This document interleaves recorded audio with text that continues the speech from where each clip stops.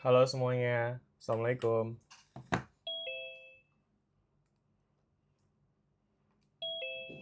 Halo, apa kabar semuanya? Alhamdulillah, baik Pak. Baik, oke, makasih Mutiara udah di-unmute buat jawab. Yang lain gimana kabarnya? Belum kedengeran suaranya. Alhamdulillah, baik, Alhamdulillah Pak. baik Pak. Alhamdulillah, baik, Ilham. Siapa lagi tuh? Oke, masih belum pada masuk semua kayak ini. Masih ada yang di waiting room. Oke, udah berapa orang nih yang join? 32, including saya. Tapi di sini ada 2 orang nyangkut kayak di waiting room. Gimana ya? Ada Akmal sama Siti Nur Ainun. Ya udah mungkin ditunggu aja kali ya. Oke, ya selamat pagi teman-teman semua. Semoga sehat selalu semuanya ya. Hari ini kita akan melanjutkan perkuliahan kita kembali teman-teman. Ini perkuliahan kita terakhir sebelum UTS. Udah pada siap buat UTS teman-teman? Atau kita langsung UTS aja kali sekarang ya? Jadi minggu depan gak usah ujian lagi. Gimana? Belum siap ya, belum belajar ya. Oke, bercanda-bercanda. Kita hari ini bakalan kelarin dulu topik terakhir kita. Masih ngomongin soal gelombang longitudinal nantinya. Kita akan lanjutin nanti pembahasannya ke ya lanjutan dari materi kita kemarin ya. Jadi nanti kita bakal lihat bahwa ternyata gelombang longitudinal itu bisa dieksplorasi dengan cara yang mirip-mirip dengan yang kita udah pelajarin di materi kita sebelumnya tentang gelombang transversal. Oke, mungkin seperti biasa sebelum kita mulai kuliah, sebelum kita masuk ke materinya, kita akan bahas PR ya, teman, seperti biasa. Jadi, silakan buat teman-teman yang mau, wih langsung, baru bilang mau, udah langsung raise hand aja itu, Kayla sama Salwa ya. Gercep sekali tangannya, fast hand ya. Oke, ada lagi, ini di sini ada Salwa sama Kayla yang udah raise hand. Ada lagi yang mau bahas soalnya? Mungkin saya akan ambil 3 ya. Mungkin yang ketiga nanti nyusul kali ya. Oke, tapi mungkin soalnya saya tentuin aja kali ya teman-teman ya. Nanti teman-teman bisa bahas soal nomor nomor 3 mungkin. Never mind. Nomor ini aja deh, nomor 4, nomor 6. Atau yang hitungan aja kali ya, 5, 6, 7 ya.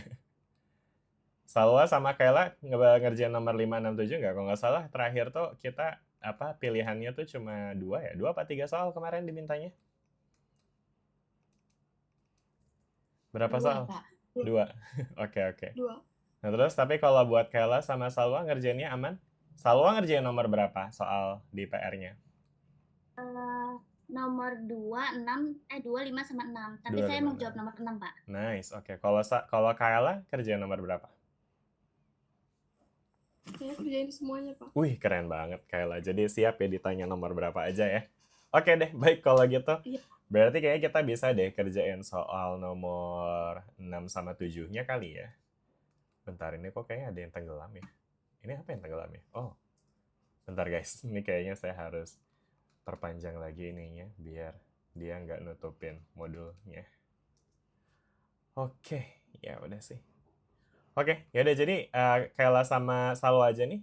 Mungkin satu orang lagi nanti ya bisa nyusul ya. Mungkin kita bakal mulai dari soal nomor 6 dulu kali ya yang bakal dibahas sama Salwa kali ya. Salwa tadi. Oh, Ajeng juga mau kerjain.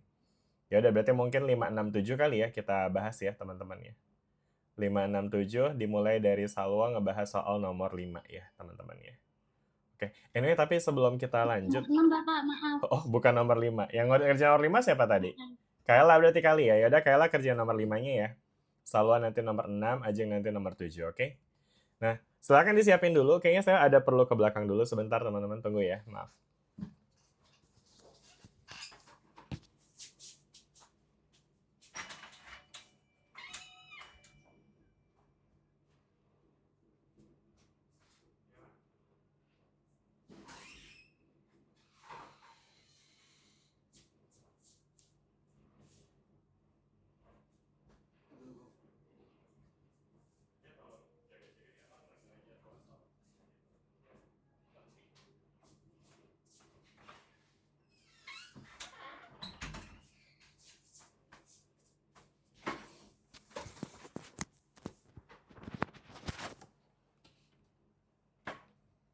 Halo semua, saya kembali.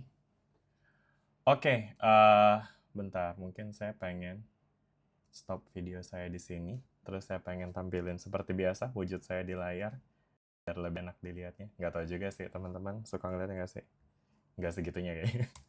Ya deh ya biar lebih kelihatan aja teman-teman. Wait, ini kita ganti jadi udah ya. Terus ini mungkin dikecilin segini. Oke, oh wait, ini kayaknya saya harus bikin dia jadi float on top dulu.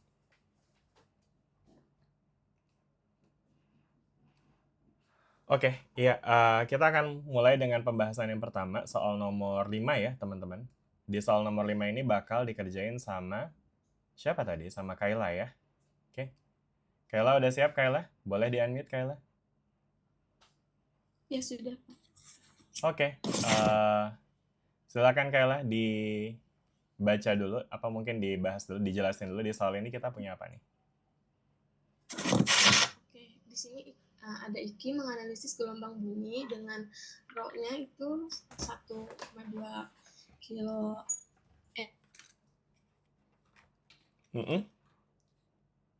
dan juga UM-nya 0,03.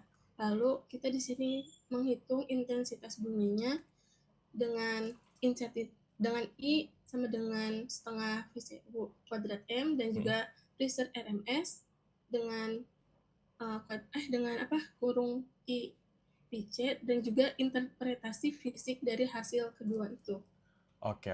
Ini untuk rumusnya udah langsung given ya, berarti ya. Ini kayaknya kemarin juga kita ada bahas rumus ini kan ya, bahwa intensitas itu, ya ini agak di terakhir kayaknya kemarin ya Kayla ya. Saya mungkin nggak sempat sampai ngebahas ini di materi perkuliahan kita, tapi rasanya teman-teman tetap bisa baca dari modulnya kan ya.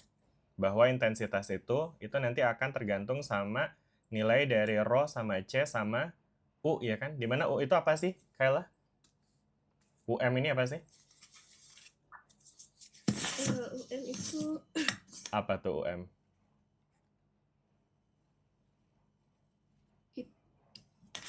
Apa ya UM? lupa, Pak. Kalau rho apa rho? Rho apa rho?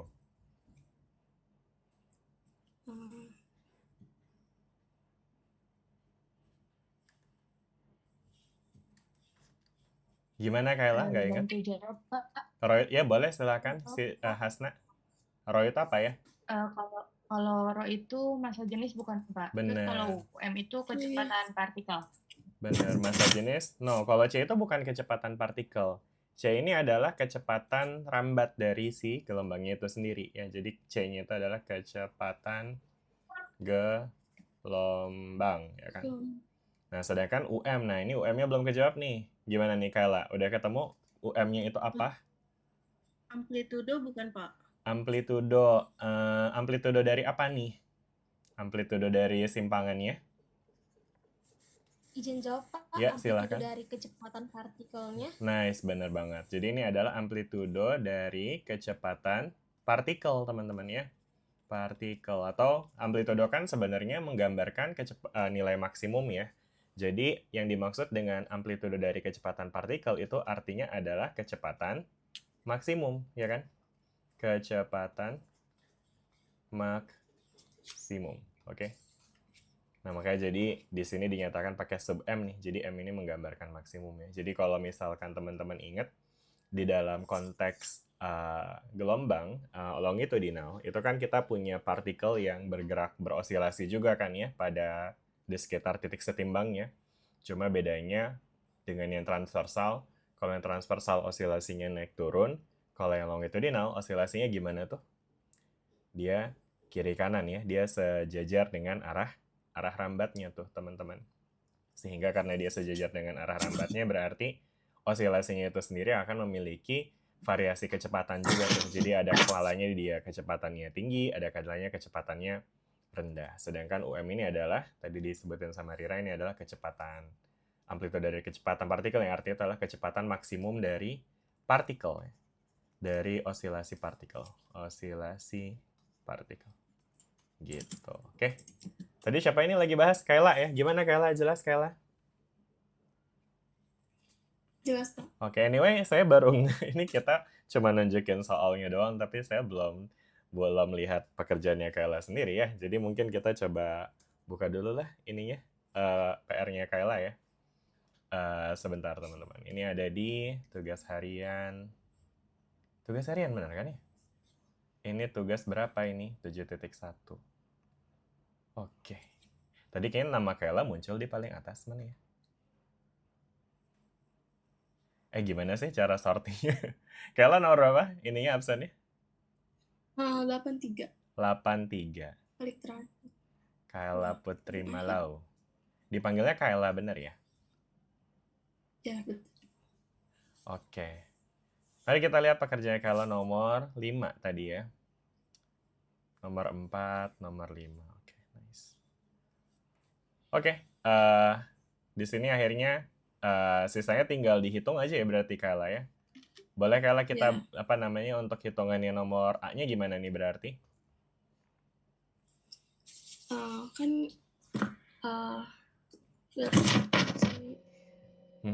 row-nya udah dapat dari soalnya, terus C-nya juga, UN-nya juga, lalu tinggal dikalikan dapat 0,1836 kuadrat. Oke, akhirnya dapat berapa? Segini ya, 0,1836 watt per meter kuadrat. Oke, good. Terus berikutnya yang ditanya apa lagi nih? Ini ada pressure RMS ya. Apa sih artinya pressure tuh, Kayla? Itu tekanan gelombang. Kalau RMS tuh apa artinya ya? RMS itu akar dari rata-rata kuadrat. Akar dari rata-rata kuadrat, betul ya. Root mean square ya bahasa Inggrisnya ya. Akar dari root mean square. Root itu akar, mean itu rata-rata, square itu kuadrat ya. Jadi akar dari rata-rata kuadrat, betul tuh ya. Dan ini biasanya dipakai untuk representasi dari nilai rata-rata dari suatu nilai ya.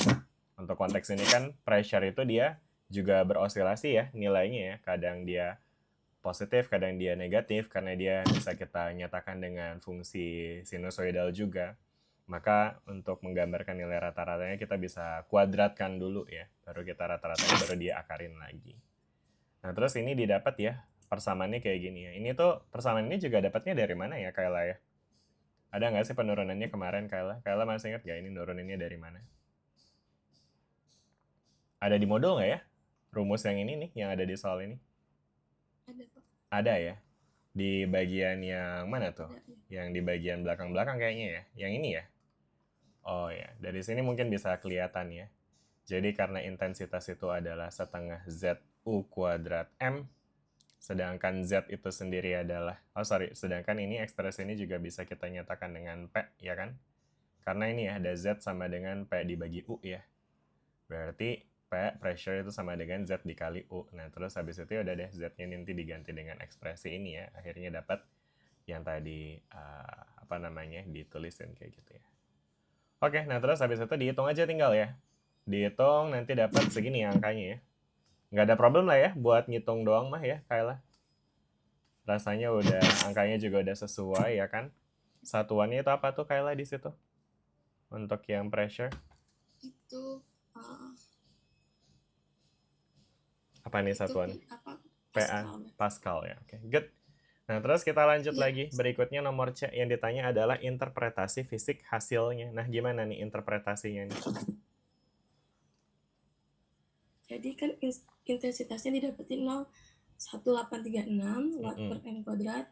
Itu nunjukin kalau gelombang itu bawa energi yang cukup besar. Nah, nilai intensitas yang didapat ini nunjukin juga bahwa setiap 1 m kuadrat ini menerima energi sebesar 0,1836 joule per tiap detik. Nah, sehingga intensitas ini berbanding lurus dengan kuadrat amplitudo kecepatan partikel. Sehingga semakin besar amplitudonya itu semakin besar energi bunyinya. Oke, jadi kalau kita lihat di sini ada 3 poin yang di-highlight sama Kayla. Yang pertama dari nominalnya ini kelihatannya cukup besar ya. Karena angkanya 0,1836 836 ya. Tapi kan 0, kalau ini emang besar ya? Besar apa kecil ya segini tuh? Sebenarnya ukuran besar sama kecil rada relatif ya. Tergantung dengan apa kita membandingkan nilai tersebut ya kan. Cuma interpretasi ini yang mungkin secara fisik ngegambarin apa yang dimaksud dengan 0,1836 watt per meter kuadrat ya. Watt ini kan artinya dia tuh adalah satuan daya ya teman-teman, di mana daya itu menggambarkan energi persatuan waktu ya. Jadi nilai ini per meter kuadrat nunjukin bahwa setiap meter kuadrat dari cross sectional area yang dilewatin sama gelombangnya, kan ini katanya ngomongin gelombang longitudinal ya, jadi ceritanya kayak ada suara gitu, gelombang suara yang lewat per 1 meter kuadrat, itu tuh ada energi tuh yang ngalir sebesar 0,1836 joule tiap detiknya gitu. Nah terus kemudian di sini juga ada interpretasi yang disebutin sama Kayla ya, dimana dibilang intensitas itu berbanding sama kuadrat amplitudo. Kuadrat amplitudo kecepatan partikel tapi ya. Yang mana nih tadi maksudnya nih kuadrat amplitudo kecepatan partikel, Kayla? Kuadrat amplitudo kecepatan partikel simbolnya apa, Kayla? Di rumus yang tadi. Yang mana? A kuadrat, no. Kan ini ngomongin soal hubungan antara intensitas dengan kuadrat amplitudo kecepatan partikel ya. Dan ini kita ngomongin persamaan yang Kayla pakai di persamaan A itu tuh, ya kan? Yang tadi dijawab sama Rira Ya. tuh, apa kuadrat amplitudo kecepatan partikel? Oh, Yang mana? yang ini Pak, yang UM. Yang UM tuh kan. Ya, Rira tuh mulutnya ada gerak-gerak UM, tapi di unmute jadi nggak kedengeran. Ya benernya ini UM ya. UM tapi dikuadratin gitu ya kan. Jelas nih sampai sini? Kayla? Oke ya? Oh, Jadi kalau misalnya Yes. nanti ada pertanyaan seperti ini ya selalu bisa kita interpretasi fisik seperti ini. Jadi artinya semakin besar kecepatan maksimum dari partikel udaranya itu akan semakin besar juga intensitasnya. Oke, nah terus kemudian untuk yang B apa nih? Dia tanya interpretasi fisik dari si tekanan RMS ya. Gimana nih penjelasannya? Kayla? Tekanan RMS itu kan ukuran kuatnya fluktuasi tekanan yang diterima. Nah, tekanan RMS sebesar 8,65 Pascal ini menunjukkan besarnya fluktuasi tekanan yang diterima medium menentukan kuat lemahnya bunyi. Nah, semakin besar RMS-nya, maka bunyinya semakin besar. Semakin besar pressure dari RMS-nya, maka bunyinya akan semakin keras ya. Kenapa? Karena ada hubungan antara PRMS dengan akar dari intensitas dikali rho dikali sama C ya. Iya sih, sebanding ya hubungannya. Oke, rasanya cukup ya buat Kayla. Terima kasih Kayla udah ngejawabin soal nomor 5-nya. Kita catat dulu di sini. Boleh kita kasih applause dulu buat Kayla. Yeay. Nggak rame nih online, nggak ada tepuk tangannya. Kalian bisa nggak ya tepuk tangan tuh tapi unmute gitu biar kedengeran tepuk tangannya. Susah ya. Oke. Oh iya ada reaction-nya. Oke, boleh kelihatan lah ya tepuk tangannya. Bagus. Oke. Tadi Kayla nomor berapa Kayla? Itu yang terakhir Pak, 83. Nomor yang terakhir 83. Wah, Kayla sepi sekali nih terusnya baru muncul sekarang nampaknya ya. Oke, saya kasih 2 deh ya karena tadi ada 2 soal yang dikerjain. Sama tadi makasih Rira udah bantuin, saya kasih 1 poin juga. Ada lagi nggak ya tadi yang involved di sini? Udah ya, itu aja ya. Ada Hasna Pak. Hasna, benar. Hasna nomor berapa Hasna? Hasna nomor berapa ya Hasna? 13 Pak. 13. Oke, siap. Aman. Ketemu. Oke, baik. Kita akan lanjut ke yang berikutnya. Berikutnya siapa ya tadi? Salwa nggak sih? Iya, betul, Pak. Salwa mau kerjain soal nomor 6? Nomor 6, Pak. Ya. Oke, siap. Kita akan coba untuk lihat pekerjaannya Salwa yang nomor 6. Wait. Salwa nomor berapa absennya? Nomor 79, Pak. 79. Oke, sekarang kita akan coba lihat pekerjaannya Salwa untuk yang nomor 6. Oke. Nah, ini juga kelihatannya hitungan sederhana aja ya. Oke. Soal numerik. Di sini kita punya soal kayak gini. Kita coba drop down dulu biar nggak nutupin yang lain. There you go. Oke, silakan dijelasin. Oh, ini ditulis ulang ya soalnya ya. Boleh, Salwa. Silakan dijelasin dulu soalnya. Ada apa di sini? Oke, jadi nomor 6 ini Alvin menganalisis gelombang bunyi di udara yang dinyatakan oleh eta xt sama dengan 2 dikali 10 min 6 cos 2000 Vt min kx. Dengan sifat mediumnya itu rho-nya 1,20 kg per m pangkat 3 dan C-nya itu 340 m per s. Nah, yang pertama itu diminta untuk menentukan frekuensi bunyi. Kalau dari persamaan yang dilihat itu kan bentuk umumnya itu dia ada yang 2000 Vt-nya itu dia si omeganya. Bentar, untuk yang mencari omega tuh 2000 frekuensi itu pi-nya bisa aja jadi berarti ya, bukan T-nya juga ya iya kan? 2000 V-nya. Iya Oke. Pak, maaf Pak. Aman. Terus untuk mencari frekuensi itu bisa dari omega karena rumus omega itu kan 2VF. Benar. Nah, disubstitusi si omeganya itu 2000 V sama dengan 2VF. Jadi nyari F-nya itu jadi omega per 2V. Jadi 2000 V per 2V gitu. Oke, nice. Jadi hasilnya frekuensinya 1000 Hz gitu. Oke, ini kelihatannya udah benar ya. Bentar, sabar dulu. Saya mau bahas dulu. Iya. Nggak apa sih, tapi ini overall udah oke sih. Paling ini aja sih, saya gatel aja sih dengan F itu teman-teman. Biasanya tuh di fisika tuh frekuensi tuh ditulisnya pakai F kecil ya. Karena maksudnya buat ngebedain kalau F gede itu biasanya dipakai untuk force ya kan, atau gaya kan ya. Jadi kalau frekuensi itu biasanya ditulis pakai F kecil. Ya sebenarnya sih nggak ada masalah juga ya mau tulis pakai huruf apapun. Tapi kalau ikutin standar yang berlaku secara umum biasanya ditulisnya pakai F kecil ya. Oke, nice. Kita lanjut lagi berikutnya. Ada apa lagi nih, Salwa? Yang kedua itu ditanya amplitudo kecepatan partikelnya kayak yang tadi udah dibahas sama Kayla juga. Amplitudo kecepatan partikel itu UM.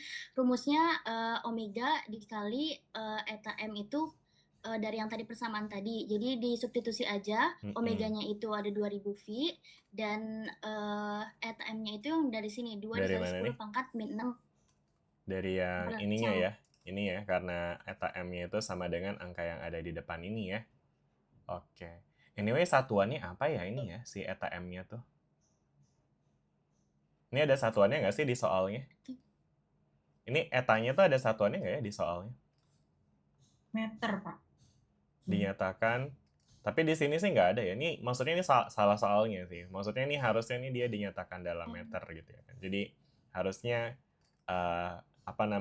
di-clearkan bahwa ini tuh satuannya apa. Maksudnya bisa aja dia menyatakan dalam sentimeter kan, atau mungkin kilometer gitu ya kan kita nggak tahu ya kan. Nah cuma kalau kita asumsikan ini adalah meter, maka satuan dari ini pun juga akan jadi meter tuh ya. Oke, kita pakai asumsi itu aja ya. Berarti kalau asumsinya itu adalah meter, maka ini jadinya meter nih ya kan. Sedangkan kalau omega satuannya apa omega? Omega tuh omega, satuannya apa omega?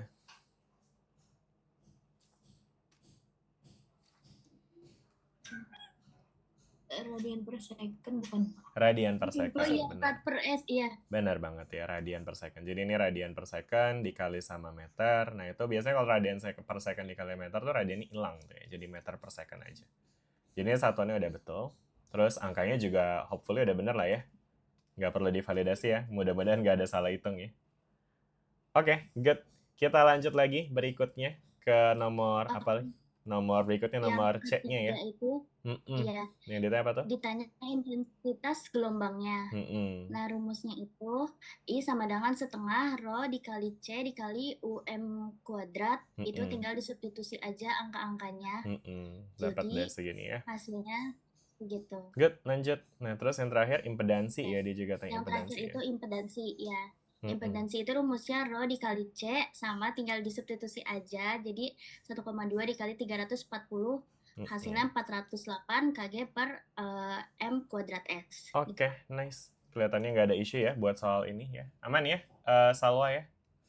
Oke, terima kasih Salwa untuk pekerjaan yang udah dikerjain. Nomor berapa Salwa tadi? Nomor berapa Salwa? Oh ini ya, Salwa Meila nih, nomor 79 ya. Mana Salwanya ya? Halo? Salwa hilang kah? Oh iya. Halo Salwa, ada masih? Waduh, sepertinya jaringan memisahkan kita, kawan-kawan. Tapi ya sudah lah ya, untuk udah selesai juga. Jadi kita lanjut aja ke soal berikutnya. Siapa tadi ya? Ajeng? Ajeng jadi dibahas nomor 7, Ajeng? Iya, Bapak. Oke, Ajeng. Kita lihat dulu pekerjaannya Ajeng. Di mana nih adanya? Di sini kah? Ajeng nomor berapa? 81. 81 ini ya. Oke, nah terus habis itu di sini kita akan coba lihat pekerjaannya Ajeng untuk yang nomor berapa tadi? Nomor 7 nih ya. 7. Oke. Di sini ada soalnya ini ya, sebenarnya banyak sekali soalnya ada 8 ya. It's okay. Gak apa-apa. Ajeng ini yang ngerjain loh gitu. Bentar. Ini ya, nomor 7 A, B, C, D, E, F, G, H, I, J, H sampai H ya. Nanti UTS kira-kira bakal kayak gini nggak ya teman-teman? Sampai H soalnya. Nggak tahu ya, ntar kita lihat aja. Oke, ini dia soalnya. Oh, tenggelam dia. There you go. Oke, Ajeng, silakan. Mungkin dibahas dulu soalnya. Di sini ceritanya ada apa nih, Ajeng? Oke, nah di nomor 7 itu ada persamaan etanya, yaitu etanya eta X mata itu 4 kali 10 pangkat min 6, cos 2pi 1000 T min 3X. Terus tapi again nih kayaknya ada defect dari soalnya lagi ya. Ini idealnya tuh harusnya ada satuannya. Jadi mungkin kita tetapkan aja satuannya ya. Ajeng mau pakai apa satuannya di sini?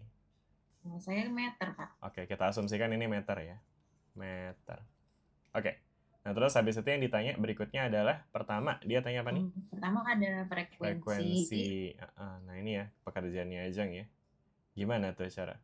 Wait, bentar, ini kenapa ini? Jadi, bentar, ini kenapa nih? Ini kenapa nih? Salah nih, Ajeng. Salah nih. Kenapa salah? Iya, itu Pak. Typo. Ya, aturan iniannya. Inian dalam kurung. Pangkat atas. Iya bener, pangkat atas ya. Jadi ini kita tepek aja ya. Harusnya gimana ada tadi? Pangkat minus 6, gini ya? Begitu aja, betul? Aturan gitu. Aturan, Ya. oke. Sip.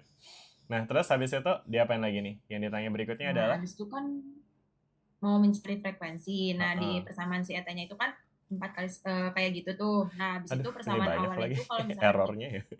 Ini kenapa sih? UM ya Pak yang ini juga M-nya harusnya di subscribe ya kan, pangkat minus 6. Gimana nih Ajeng nih? Oke. Iya Pak, itu saya udah dimasukin. Ya udah. Equation. Siap. Oke, lanjut. Terus habis itu gimana tuh? Udah, nah itu kan jadi persamaan awalnya kayak yang ini nih, eta M cos 2pi ft min X per lambda. Nah, jadi kita bisa tahu nih kalau misalkan si F-nya jadinya 1000 karena kan omega itu kan 2VF ya. Karena 2V-nya dikeluarin jadinya otomatis si omeganya itu 1000, frekuensinya sih 1000 Hz. Oke, good. Nah, terus soal berikutnya dia juga tanya lambda ya. Lambda bisa kita cari dari mana tuh? Dari sini dari yang ini. Ya, jadi gimana kan sih seperlambdanya ya? Ya, seperlambdanya itu hasilnya 3. Jadi otomatis lambdanya adalah 1/3M. Oke, meter ya makanya jadinya nih ya. Oke, terus habis itu berikutnya ada apa lagi? Kemudian cari kecepatan si partikelnya ya. No, nggak tahu nih nanyanya kecepatan partikel atau kecepatan gelombang? Cepat rambat gelombang. Salah Pak. Bedanya apa emang kecepatan rambat gelombang sama kecepatan partikel? Partikel yang si Rira ngomong bukan? Yang si Rira ngomong yang mana? Ini maksudnya. Yang UM. Yang sih Pak, Aduh, ya sabar aja, kenapa sih? Marah-marah mulu aja, sabar aja. Ya, jadi apa? Ya, kalau UM itu lebih ke kecepatan maksimum dari osilasi partikel ya. Ya, mungkin itu juga bisa kita bilang sebagai kecepatan partikelnya. Sedangkan kalau yang ditanya di sini adalah cepat rambat gelombang ya. Jadi lebih ke seberapa cepat si energinya itu merambat melalui medium, ya kan? Dan itu bisa kita dapatkan dengan ya persamaan basic gelombang aja ya. C sama dengan F kali lambda. Ini udah benar banget sih, sehingga akhirnya dapat segini nilainya. Oke, lanjut Ajeng. Berikutnya apa lagi yang ditanya tuh? Dia tanya lagi amplitudo kecepatan partikel. Nah, gimana tuh cara cari amplitudo kecepatan partikel? Nah, baru itu pakai yang UM, yaitu M sama dengan omega eta M. Nah, karena omeganya jadinya 2VF kan, kalau rumus omega jadinya tinggal 2V dikali F. Tadi kan F-nya 1000, jadinya 2000. Pi satuannya rad per second. Nah, habis itu akhirnya UM-nya tinggal dimasukin 2000 pi dikali 4 kali 10 pangkat min 6. Jadi hasilnya 0,025. Oke, good. Anyway, sebelum lanjut lagi, boleh dijelasin nggak, Jeng? Ini tuh rumus ini tuh dari mana ya? UM sama dengan omega eta M tuh dari mana ya?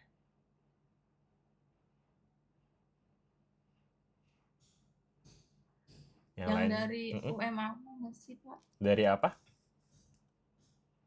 Kenapa rumusnya jadi UM sama dengan omega NM ya? Dari mana ya itu ya? Ada yang ingat nggak teman-teman? Rumus dari kecepatan partikel itu kenapa dia jadi kecepatan maksimumnya jadi omega dikali dengan N maksimum ya? Ada yang bisa jelasin? V sama dengan omega per K, bukan K. V sama dengan omega per K. Oke. Kayaknya enggak deh. Kalau V yang ini lebih ke cepat rambat gelombang nih. Cepat Kalau yang rambat. Hah?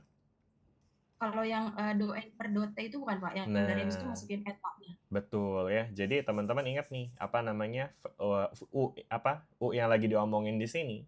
Ini tuh adalah kecepatan osilasi dari partikel. Berarti itu adalah kecepatan yang diturunkan dari persamaan simpangannya. Persamaan simpangan kan si ini ya, si si N ini kan? Atau eta ya, dibaca apa deh kemarin? Eta ya. Kan eta sama iya, dengan eta. eta maksimum ya kan, cos. Mungkin kalau kita tulis dalam ekspresi omega, dia kita bisa tulis kayak gini ya kan? Nah, sehingga untuk kecepatan dari benda ini nih, kita bisa definisikan sebagai turunan dari, ya itu ya, turunan dari yang tadi Ajeng bilang tuh, do N per do T. Mungkin turunan parsial kan ya, jadi mungkin kita bisa nyatakan dengan do ya. Artinya dia turunan terhadap si variabel waktunya nih, ya kan? Nah, sehingga kalau diturunkan jadi apa nih?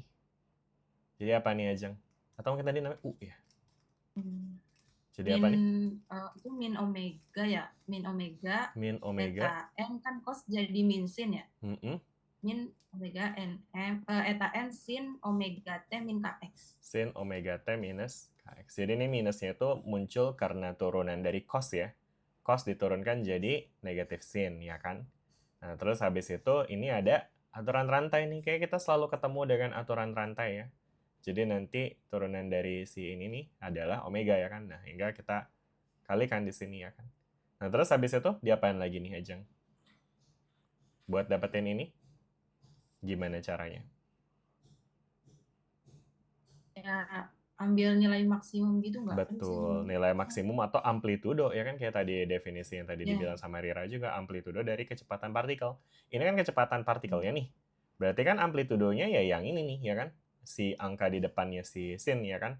Berarti mungkin kalau kita tuliskan, kita bisa tuliskan dia dengan negatif UM sin omega T minus KX ya kan. Jadi sebenarnya amplitudonya ya sini nih UM ya. Sedangkan nilai negatif itu kan cuma menggambarkan bentuk si sinnya ya. Jadi grafik sinnya itu akan dimulai dari tengah terus ke bawah gitu ya kan. Bisa dibayangin ya teman-teman ya. Oke. Mungkin saran saya buat teman-teman nanti bisa lebih intuitif lagi ya melihat hubungan antara kecepatan, simpangan dan juga percepatan mungkin nanti, dan bagaimana dia didapatkan dengan turunan ya kan. Karena turunan ini menjadi salah satu prasyarat penting buat teman-teman bisa mendapatkan hubungan antara satu variabel dengan variabel lainnya. Dan saya saran buat teman-teman coba review lagi tentang konsep turunan, karena kalau nggak salah yang bakal muncul nanti di UTS bakal banyak tuh soal-soal yang hanya bisa dikerjakan dengan menggunakan turunan. Jadi kalau teman-teman lupa cara turunan, nggak ngerti cara nurunin pakai aturan rantai, wah itu nanti bakal berbahaya tuh nanti. Jadi coba di review-review lagi ya teman-teman turunan, terutama aturan rantainya. Oke, sip. Lanjut ya, Ajeng ya. Tadi ini udah benar ya. Jadi kita tadi udah bahas tentang dari mana rumus ini berasal. Sedangkan berikutnya ada apa lagi nih, Ajeng? Nomor apa lagi nih? Nomor 5 ya, condensation ya. Apa tuh condensation, Ajeng? Kerapatan ya. Kerapatan, betul ya. Atau si S ya kan yang bisa kita definisikan dengan apa? SM sama dengan mungkin ini dulu kali ya, definisi dari condensation dulu. Ingat nggak kemarin kita gimana sih mendefinisikan condensation?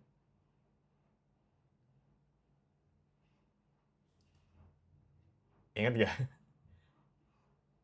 condensation atau rapatan ya, atau renggangan juga bisa sih, karena dia Oh, nanti yang ada. turunan juga. Iya nggak? Iya betul, dia Yang itu kan minus menggambarkan. do eta. Betul, Iya. jadi ini kan sebenarnya menggambarkan perbandingan antara kerapatan yang terjadi dibandingkan dengan panjang si elemen gasnya itu ya kan. Nah, tapi di sini ada negatifnya ya untuk nunjukin bahwa condensation itu nilainya berlawanan dengan perubahan dari do N per do X ini, oke? Makanya dari sini, ini kayak tadi Ajeng soalnya nulisin kayak gitu tuh ya kan, S sama dengan negatif do N per do X ya kan, sehingga SM-nya jadi segini ya kan. Nah, dari mana nih Ajeng nih? Ini. Itu sama kayak yang sebelumnya yang diturunin kan? Betul, ya kita bisa ambil dari ekspresi ini juga ya. Jadi misalkan kita punya ini sama dengan etanya ya kan. Nah, maka nanti do N per do X-nya atau do eta per do X-nya itu bisa kita nyatakan dengan menurunkan ini. Tapi nanti aturan rantainya itu adalah ini ya. Kita bakal punya turunan dari negatif Kx ya, yaitu negatif K ya kan. Sehingga ini akan jadi KNM sin gitu ya kan, omega T min Kx. Begitu aja ya?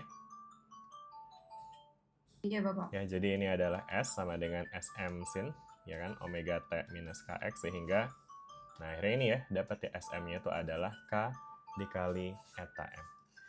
Sebentar teman-teman, saya kayak perlu untuk matiin alarm. Alarmnya bunyi terus dari tadi. Tunggu sebentar ya teman-teman.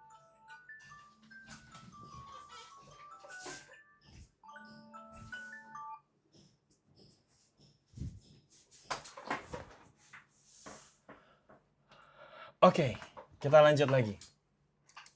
Udah ya, akhirnya dapat ya. Akhirnya kalau misalkan dihitung, nilainya kita dapati segini ya. Oke, sepertinya udah nggak ada masalah ya, Ajeng ya. Kita lanjut aja kali ya. Berikutnya apa lagi tuh Ajeng yang ditanya? Selanjutnya apa? Yang ada. Nah, yang tekanan akustik P ya, PM. Tekanan akustik maksimum. Nah, gimana tuh kalau tekanan akustik maksimum? Yang PM sama dengan yang ada persamaan Boole-nya bukan B itu, B kali S. Betul ya. Jadi di sini tuh adalah kita berangkat dari hubungan antara tekanan dengan modulus bulk ya. Dimana tekanan itu sama dengan modulus bulk dikali condensation ya kan. Berarti untuk tekanan maksimum ya kita bisa dapetin dengan modulus bulk dikali sama condensation maksimumnya ya kan. Nah habis itu dihitung ya Ajeng. Kayaknya buat ngitungnya juga nggak ada isu ya Ajeng ya. Tinggal masukin aja angkanya. Wah ini udah mulai bener nih ya pangkat-pangkatnya. Tadi di atas agak ngaco tuh pangkatnya ya. Oke, terus apa lagi Ajeng? Yang terakhir yang ditanya? Intensitas bunyi. Kalau intensitas bunyi gimana tuh ngitungnya? Pakainya yang I sama dengan setengah rho C UM kuadrat. Oke, ini yang tadi dikerjain sama Kayla juga ya. Dan juga yang tadi ada Salwa ngerjain intensitas juga ya kalau nggak salah. Nah terus habis itu udah ya ini intinya rumusnya udah kita bahas, nilainya juga tinggal kita masukin karena kita udah punya UM tadi ya. Ini ya 0,251 ini ya, sehingga nanti kita akan dapetin segini nilainya. Oke, nah terus yang terakhir itu adalah diminta untuk ngapain lagi tuh? Jelaskan hubungan ya antara displacement, pressure, energi, dan intensitas ya. Terus kemudian menggambarkan transfer energi ya, dalam menggambarkan transfer energi oleh bumi. Nah gimana tuh? Bapak, sayangnya kayaknya ngelihatnya sampai energi doang. Oh, ya nggak maksudnya hubungan antara displacement, pressure, dan energi dalam menghantarkan energi gimana? Atau nggak apa-apa lah, ini jelasin aja dulu. Hubungan antara displacement, pressure, sama energi itu gimana? Nah, jadi itu kayak kalau dari hasil yang didapat itu kayak nunjukin bahwa ketika partikel bergerak atau displacement itu kan ada partikel yang bergerak ya terhadap X gitu. Jadi gerakan tersebut itu kayak menyebabkan partikelnya saling mendekatkan sehingga kebentuk tuh kerapatan atau si condensation-nya. Kemudian rapatan itu menghasilkan tekanan. Nah, meskipun simpangan partikel kecil, nah nilai condensation-nya itu menjadi lebih besar karena di situ kan dikalikan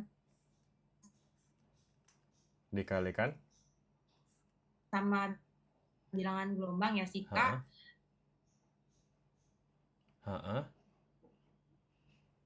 Halo? Waduh, Ajeng. Halo Ajeng. Wah, Ajeng hilang guys. Ya, terus tekanannya juga menjadi cukup besar karena dipengaruhi. Kedengeran nggak, Pak? Iya, kedengeran. Tapi suaranya kayak datang dan pergi nih. Ajengnya aja kayak freezing tuh di situ ya. Yang lain lihat Ajeng freezing nggak sih? Coba Ajeng melambai ke kamera aja. Tuh kan bener ya, nggak ada orangnya. Jeng. Ya sudahlah. Ajeng, masih bersama kami? Kedengeran nggak Pak suara saya? Ya, kedengeran sekarang, kedengeran. Oke, ayo Jeng, Oke. dikit lagi Jeng, lanjut Jeng. Nah, jadi karena tekanan jadi cukup besar karena itu juga dipengaruhi sama modulus Book tadi yang lumayan besar kan nilainya. Nah, selain itu saat tekanan maksimumnya sekitar 10,6 Pascal, pastikan justru kayak berada di posisi setimbang, yaitu simpangannya kan 0. Nah, karena terjadi rapatan maksimum, sebaliknya saat simpangannya maksimum, si partikelnya itu nggak saling menekan, jadi tekanannya 0. Oke. Bentar. Jadi saat tekanannya maksimum, partikel justru berada di posisi setimbang. Ini gimana nih konklusinya? Kenapa pada saat tekanannya maksimum, partikelnya berada di titik setimbang? Atau simpangannya 0? Itu yang kayak digambar gitu nggak sih Pak? Kayak karena ditekan, dirapetin, terus kayak karena saking rapatnya, jadi dia di titik tengah gitu, ya nggak? Saya kemarin gitu ngeliatnya. Iya.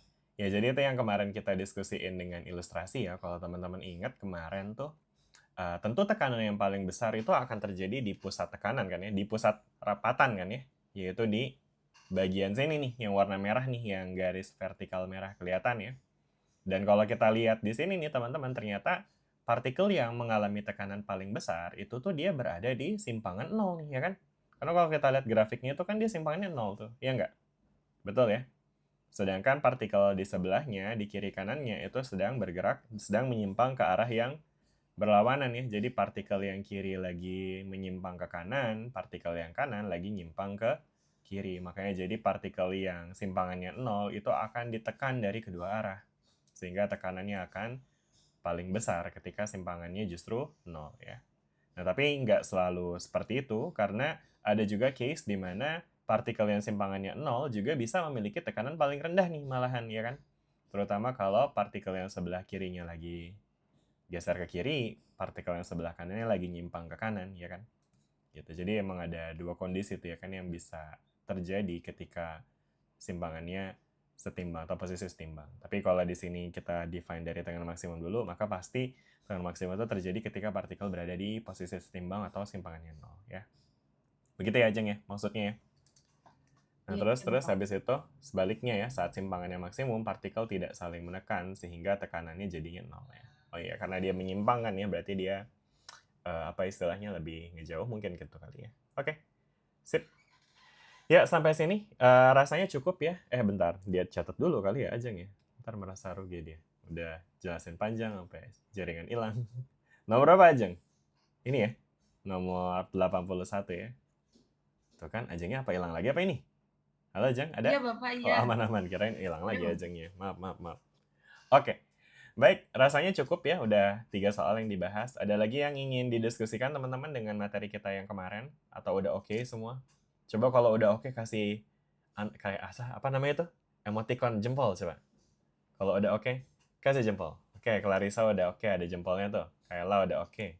Yang lain, Dian oke, Salwa oke, Hilda oke. Widih, itu Hilda jempolnya melayang-layang tuh. Ada Sesar juga, ada Rabiat.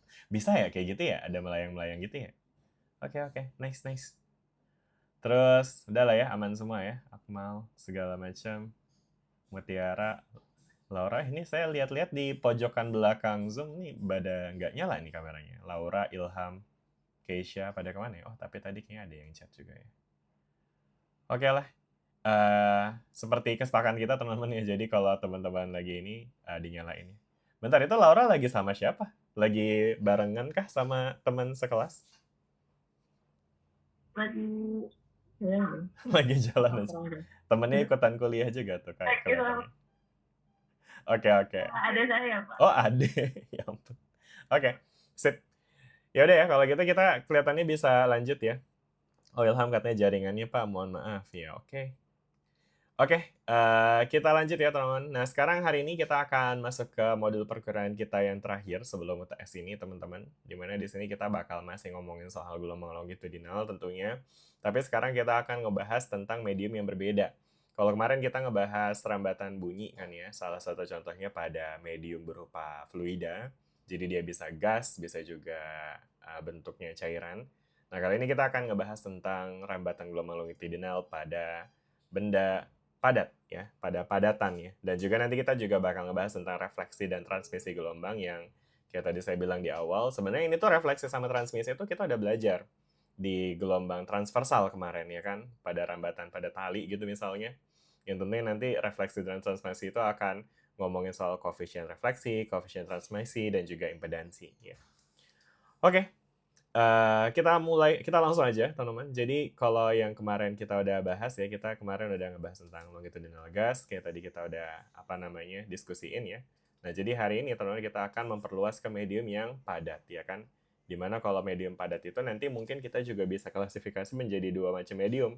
Yang pertama itu adalah medium padat yang tipis bentuknya, sama medium padat yang sifatnya bulky atau yang kayak punya volume gitu ya kan.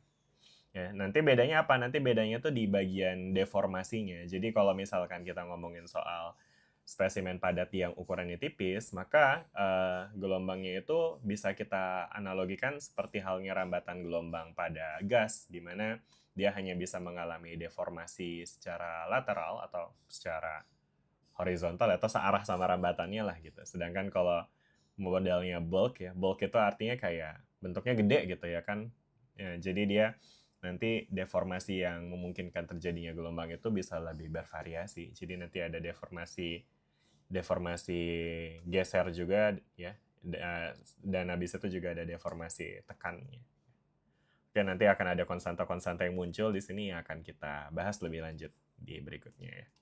Jadi harapannya dengan teman-teman ikutin materi kita hari ini, nanti teman-teman bisa ngejelasin tuh perbedaan antara rambatan gelombang pada gas versus batang tipis sama pada padatan bulk, ya kan?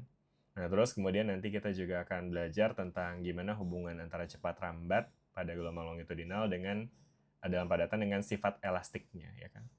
Nah, terus nanti ada konstanta-konstanta nih yang menggambarkan sifat-sifat elastik dari medium tersebut. Ada konstanta Lamb, ada lambda sama mu. Terus ada modulus bulk, modulus Young, Poisson ratio atau rasio Poisson, sama ada massa jenis. Terus nanti kita juga terakhir bakal ngebahas tentang refleksi dan transmisi berdasarkan impedansi. Kita ketemu lagi sama impedansi. Sama yang terakhir nanti kita akan hubungin konsep gelombang longitudinal pada aplikasinya, salah satunya ada pada aplikasi seismik ya, atau kegempaan. Oke, untuk prasyaratnya, pertama teman-teman diharapkan telah memahami gelombang longitudinal dalam gas. Ya, kemarin udah paham lah ya teman-teman bagaimana gelombang longitudinal dalam gas itu merambat ya. At least teman-teman perlu tahu bahwa di dalam gelombang longitudinal itu ada osilasi partikel yang searah dengan arah rambatnya, ya kan? Nah, sedangkan di situ dia tidak tanpa disertai perpindahan dari si mediumnya ya. Jadi mediumnya cuma berosilasi di sekitar titik. Partikel dari mediumnya hanya berosilasi di sekitar titik setimbangnya saja. Terus kemarin kita juga udah ngebahas tentang modulus bulk ya dan massa jenis yang kaitannya dengan ya kerepatan dan juga seberapa elastis dia di apa-apain. Kemarin masih ingat sih diskusi itu kita kemarin. Ya jadi kan kalau massa jenis itu seberapa mager dia ya, sedangkan modulus bulk itu berkaitan sama elastisitas ya. Seberapa gampang dia diubah bentuknya atau dideformasi, ya kan? Seberapa susah sih sebenarnya, makin gede modulus bulk itu harusnya makin nggak elastik gitu ya. Ya tapi nanti kita bakal bahas lebih lanjut. Nah, terus habis itu nanti kita juga bakal bahas tentang, maksudnya ini prasyarat ya, jadi nanti teman-teman juga harapannya udah ngerti tentang konsep intensitas, yang kemarin, yang tadi juga di PR udah dibahas banyak ya, banyak persamaan yang nunjukin bahwa intensitas itu sebanding sama massa jenis, sebanding sama impedansi, dan juga sebanding sama kecepatan maksimum kuadrat tuh tadi ya kan ya, atau amplitudo kuadrat ya kan. Nah, terus habis itu nanti juga akan bahas tentang impedansi akustik yang kemarin kita udah bahasin. Dan kemudian kalau refleksi sama transmisi, nah ini agak jumping nih, karena refleksi sama transmisi kayaknya udah lumayan lama ya kita bahas ya. Yang jelas bukan minggu lalu, tapi kapan ya? Teman-teman ingat nggak sih refleksi sama transmisi itu dibahas pas kapan? Tanggal 19 nih. Tanggal 19 itu berarti pertemuan kita yang keberapa ya? Ini kan 72, 71, 62, 61, 52 nih ya. Masih ingat nggak teman-teman pertemuan kita di 52? Kayaknya sekitar bulan April ya, udah sebulan lalu ya, udah lama banget tuh kayaknya tuh ya. Nggak selama itu juga ya. Ya 3 minggu yang lalu lah ya. Kayak jadi nanti kita akan pakai konsep itu lagi. Buat teman-teman yang mungkin udah rada-rada lupa, nanti kita akan coba refresh lagi ya. Gimana sih konsep refleksi sama transmisi. Oke, nah terus nanti ini tujuan pembelajarannya ya. Jadi hopefully nanti dengan teman-teman ikut perkuliahan ini dengan serius ya kan, dengan aman sentosa, tidak terganggu dengan pembeli yang datang buat beli di warung ya kan, atau yang lain-lainnya, atau adiknya gangguin belajar. Harapannya nanti teman-teman bisa paham nih tentang gimana sih gelombang longitudinal itu merambat di medium padat ya kan. Terus habis itu membedakan model gelombang longitudinal pada batang tipis dan bulk, dan juga menggunakan parameter elastik dan menganalisis refleksi dan transmisi pada dua batas medium. Oke, kita lanjut teman-teman dengan soal yang kok soal tiba-tiba. Materi yang pertama ya. Kita sekarang akan ngebahas tentang gelombang longitudinal pada batang tipis, teman-teman ya. Jadi ya apa namanya medium padat yang akan kita bedakan di materi kita hari ini. Tadi ada dua ya, ada medium yang berupa padatan yang seperti batang tipis kayak tongkat gitu mungkin ya. Tongkat itu bisa kita asosiasikan sebagai batang tipis meskipun ya tergantung seberapa tipis kok tongkatnya ya, tapi kayaknya nggak tipis-tipis amat ya. Mungkin kayak helai bambu gitu kali yang agak tipis gitu. Atau mungkin batang besi gitu kali ya. Itu juga termasuk ke dalam padatan yang sifatnya tipis ya. Nah, terus teman-teman tentu juga bisa bayangin ya, kalau kita ketok nih batang besi ya kan, tentu yang getar nggak cuma bagian sini kan ya, yang bagian sini juga getar ya kan. Kenapa dia bisa getar kayak gitu? Karena ya adanya rambatan energi yang terjadi akibat vibrasi yang merambat ya, atau ya adanya gelombang longitudinal di sini ya kan. Teman-teman tentu bisa bayangin ya, kalau kita getoknya secara horizontal, maka tentu partikelnya akan berosilasi secara horizontal, dan energi dari osilasi ini akan merambat di sepanjang tali apa namanya tadi, batang ya, batang besi ya kan, sehingga ini akan menghasilkan gelombang longitudinal ya kan, karena osilasinya ini sejajar dengan rambatan dari si gelombangnya ya kan. Oke. Nah, terus kemudian teman-teman yang perlu dilihat di sini adalah yang unik dari bentukan seperti ini adalah dia nggak memiliki osilasi transversal nih, karena maksudnya bentuknya ini karena dia tipis ya kan, sehingga osilasinya itu akan keep seperti ini, dan akhirnya model ini itu kita bisa dekati dengan model rambatan gelombang pada udara yang kemarin kita udah bahas sebelumnya ya, dimana kalau kita punya partikel udara ya kan, terus kemudian kita kasih apa namanya gangguan di sini ya kan, yang searah dengan arah rambatnya, kayak misalnya kita gangguannya seperti ini ya, misalnya ada sumber suara lah gitu di sini ya kan. Nah, nanti partikel gelombangnya itu dia cuma gerak maju mundur aja ya kan, atau kiri kanan aja, dia nggak bergerak ke atas dan ke bawah. Bisa dipahami nih sampai sini teman-teman tentang persamaan antara batang tipis dengan partikel udara? Hopefully bisa ya. Jadi again lagi saya tekankan bahwa kemarin yang kita bahas di partikel udara atau fluida itu tuh pergerakannya relatively simple karena dia sejajar dengan arah rambat. Dan itu juga yang terjadi pada kasus benda padat tipis. Jadi dia itu osilasinya juga sejajar dengan arah rambat. Sehingga untuk penurunan rumusnya pun juga nanti akan mirip. Jadi saya menghindari penurunan rumus tersebut, jadi langsung kita pakai analogi aja. Jadi kalau kemarin kita ngomongin di gas itu cepat rambatnya itu bisa kita define pakai akar dari B per rho ya, di mana B adalah modulus bulk dari si gasnya atau fluidanya, sedangkan rho-nya itu adalah massa jenis. Nah, maka pada batang tipis modulus bulknya itu tinggal kita ganti nih dengan yang namanya modulus Young, ya kan? Nah, jadi modulus Young itu ya mendefinisikan seberapa elastis suatu benda juga tuh, ya kan? Jadi kalau teman-teman ingat di Fisdas ya kan, kita pernah bahas, nggak tahu juga sih, bukan sama saya mungkin, tapi teman-teman pernah bahas bahwa modulus Young itu berkaitan dengan tegangan per regangan ya kan, dimana tegangan adalah F per A dan regangan itu adalah delta X per X ya kan, atau bisa kita nyatakan juga dengan F per A dikali X per delta X gitu ya kan. Ya, bisa dibayangin ya teman-teman ya, ini adalah modulus Young ya kan, yang apa namanya yang bisa kita pakai sebagai analogi dari modulus bulk pada gas ya. Ini adalah modulus Young itu adalah elastisitas pada benda padat ya kan, yang berkaitan dengan deformasi sebenarnya ini teman. Jadi ini si modulus Young itu sebenarnya berkaitan dengan F per A kan ya. Nah, ini F per A-nya itu sebetulnya kalau kita ingat lagi nih konsep modulus Young, F per A-nya itu adalah ini apa namanya gaya yang bekerja pada batang secara apa istilahnya sih ini? Secara horizontal gitu ya, kalau kita taruh batangnya horizontal ya, dibagi dengan luasan permukaan yang cross-sectional terhadap si batangnya itu ya. Jadi artinya nanti si gaya yang bekerja pada batang ini akan menyebabkan batangnya ini memanjang tuh teman-teman. Bisa memanjang ya kan kalau kita tarik ke kanan. Bisa juga terkompresi kalau dia tekan dia ke kiri atau ketekan ke dalam gitu ya kan. Jelas kan nih teman-teman sampai sini? Ya jadi maksudnya balik lagi nih, si batang tipis itu deformasinya itu berkaitan dengan pergerakan yang sejajar dengan si dimensi dari si batangnya itu sendiri. Sehingga ketika rambatan terjadi, ya kan, ada gelombang, misalnya ini tadi ada gelombang dari kiri atau ke kanan gitu. Nah ini tuh dia disebabkan akibat adanya deformasi dari partikel medium yang sejajar aja sama arah dari sama arah rambat dari si gelombangnya gitu. Oke, bisa dipahami teman-teman sampai sini? Ya, jelas ya? Mudah-mudahan nih. Oke, baik. Berikutnya di sini ada apa lagi nih, teman-teman? Berikutnya di sini kita punya ini tadi modulus Young ya, di mana modulus Young itu ukuran kekakuan ya. Jadi meskipun dia tadi menggambarkan elastisitas, tapi justru dia itu nilainya sebaliknya ya, kebalikan dari elastisitas ya. Maksudnya semakin besar suatu modulus Young, suatu bahan, suatu medium, maka dia itu akan semakin gak elastis ya. Karena dia semakin susah untuk apa-apain tuh ya kan, atau istilahnya itu semakin kaku dia. Jadi ukuran kekakuan medium terhadap regangan longitudinal ya. Ini regangan longitudinal. Nah, ini mungkin istilah yang tepat ya. Regangan longitudinal itu artinya ya ini nih seberapa mudah atau seberapa kaku dia bakal memanjang atau memendek ketika ada tekanan yang diberikan pada medium tersebut. Oke. Sedangkan massa jenis rho ini tentu teman-teman udah tahu ya, ini adalah massa jenis ya kan.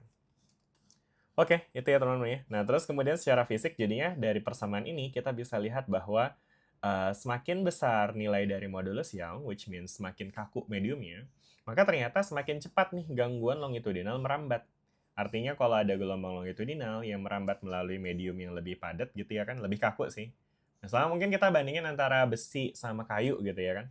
Besi sama kayu kan tentu lebih kaku yang mana tuh? Besi apa kayu? Kayu. Hah? Apa? Besi sama kayu mana yang lebih kaku? Besi. Besi ya, mungkin lebih spesifiknya lagi besi keras gitu ya, sama kayu lunak gitu ya kan, ya tentu lebih kaku. Besi kan ya, lebih susah untuk diapa-apain ya kan. Nah berarti besi itu secara kekakuan itu dia nilainya lebih tinggi tuh, modulus Young-nya lebih tinggi, sehingga nantinya ketika modulus Young-nya lebih besar ya kan, artinya mediumnya lebih kaku, maka semakin cepat gangguan longitudinal merambat. Artinya kayak ketika ada gelombang longitudinal di situ, itu rambatannya akan makin besar gitu ya kan. Nah, tapi ini juga nanti akan berbanding terbalik nih sama si massa jenis ya. Jadi perhatikan teman-teman, kekakuan itu nggak menggambarkan kepadatan ya. Karena kepadatan itu beda lagi, parameternya itu dikaitkan sama rho ya kan. Karena kalau rho-nya makin tinggi artinya bendanya padat. Sedangkan kalau rho-nya makin rendah, bendanya ya kurang padat ya kan. Mungkin kalau kita bandingin antara kayu sama besi tadi, kayu itu akan memiliki densitas yang lebih rendah tentunya ya dibandingin besi. Makanya kalau kita cemplungin kayu sama besi ke air, mungkin besinya ngapung. Kok besinya yang ngapung? Kayunya ngapung, besinya tenggelam ya, karena densitasnya most likely lebih kecil si kayu ya. Jadi artinya parameter densitas ini juga akan ngaruh nih, dimana kalau kita lihat densitasnya doang, mungkin jadinya kayu nih yang bisa menghasilkan kecepatan gelombang yang lebih cepat ya kan. Karena ketika kayu punya densitas yang lebih kecil, maka ketika ininya kecil, ininya jadi gede kan ya. Jadi ketika mediumnya itu semakin densitasnya lebih rendah, maka nanti C-nya itu bisa jadi lebih tinggi gitu ya kan. Oke, jadi kedua faktor ini nih akan mempengaruhi seberapa cepat suatu gelombang merambat melalui medium padat begitu. Oke, jelas ya? Sampai sini hopefully udah kebayang lah ya tentang bagaimana kedua besaran ini mempengaruhi cepat rambat gelombang pada medium padat. Nah, di sini ada aktivitas untuk membandingkan teman-teman. Jadi mungkin untuk sekarang saya akan kasih waktu teman-teman untuk ngitungin nilai-nilai ini dengan menggunakan rumus ini. Saya kayaknya mau ke toilet dulu. Izin semuanya.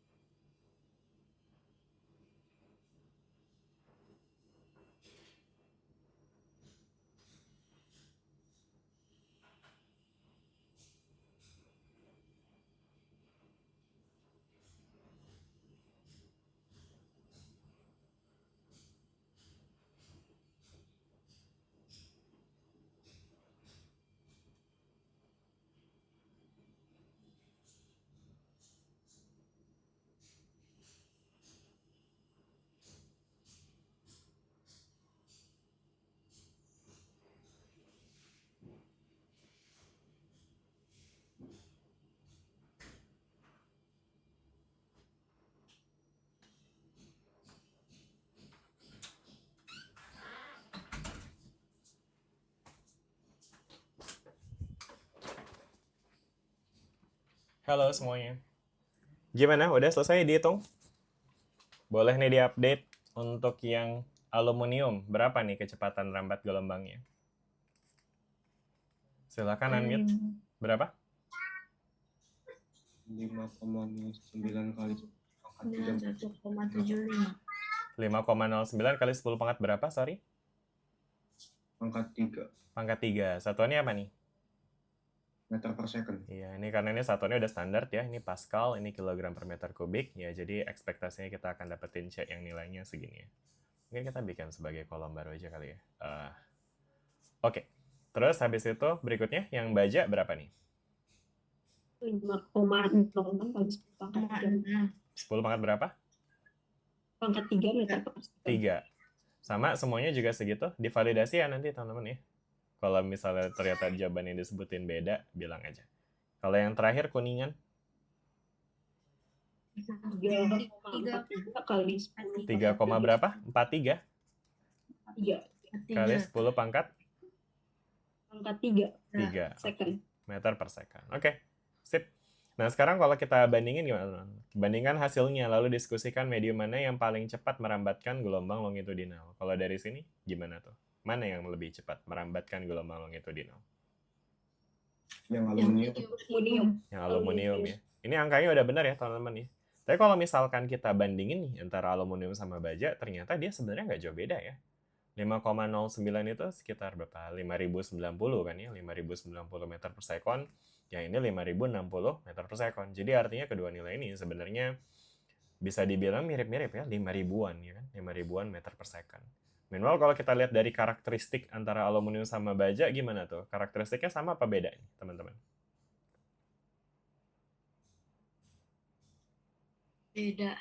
Beda ya, yang aluminium gimana?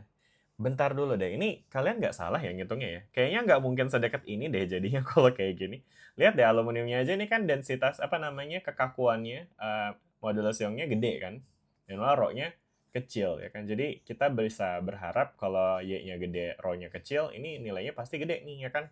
Karena atasnya gede, bawahnya kecil. Sedangkan kalau yang baja yang tadi nilainya segini, 2 sama 7.800, oh never mind, 2 ini 2 kali 10 pangkat 11 ya.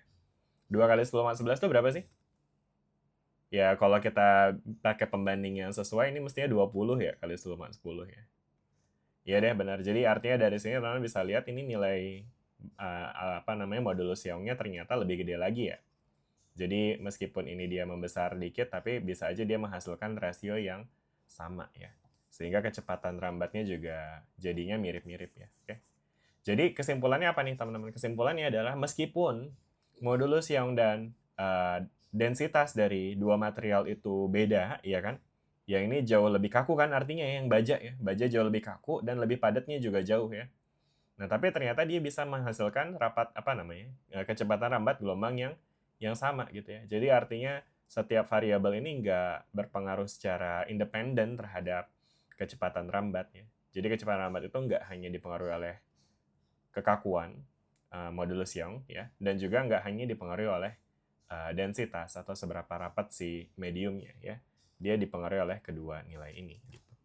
Oke, bisa dipahami ya sampai sini teman-teman? Berikutnya ini pun juga sama ya, teman-teman bisa lihat untuk case yang ini mungkin ini bisa kita compare dengan yang ini ya. Kita bisa lihat nih angka rho-nya sama nih, mirip ya, mirip sama yang biru sama merah, tapi dia gamanya lebih atau Y-nya lebih. Mana yang lebih besar nih? Yang biru lah ya pasti ya. Maka jadi nanti no wonder ketika ininya lebih kecil, maka kecepatan rambatnya pun juga jadinya lebih kecil daripada yang baja ini. Oke, bisa dipahami ya teman-teman ya. Jadi kesimpulannya adalah medium yang lebih rapat selalu membuat gelombang lebih cepat. Ini kira-kira betul atau tidak, teman-teman? Pertanyaan yang terakhir nih. Apakah medium yang lebih rapat selalu membuat gelombang merambat lebih cepat? Jawabannya, yes or no?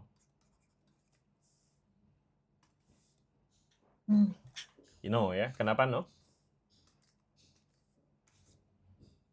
Kenapa no? Kayaknya tadi saya dengar ada no, tapi ditanya kenapanya nggak dilanjutin, Jo.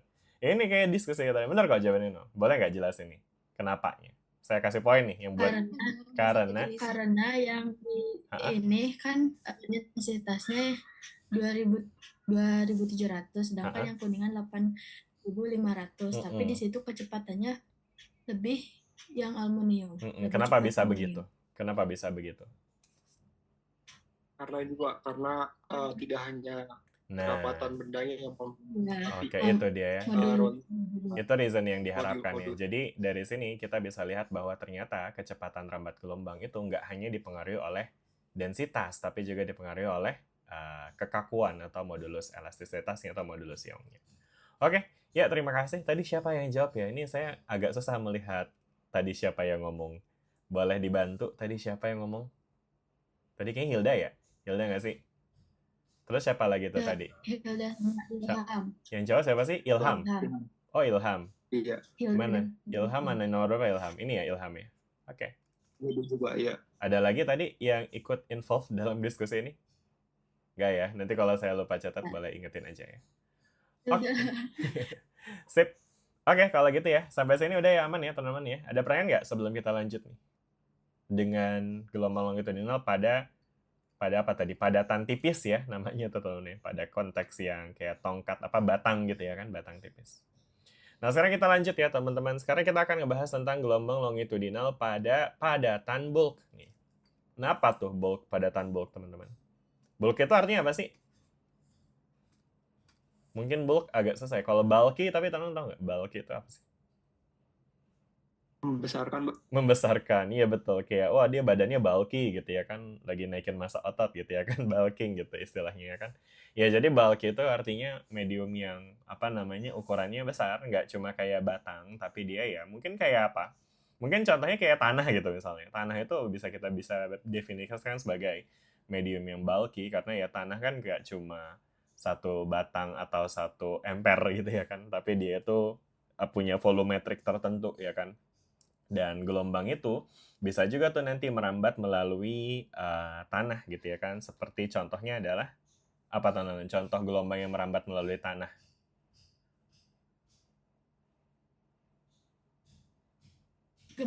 Gempa, betul ya. Gempa bumi contohnya tuh ya kan. Karena gempa bumi itu kan sebetulnya terjadinya di bawah tanah ya kan.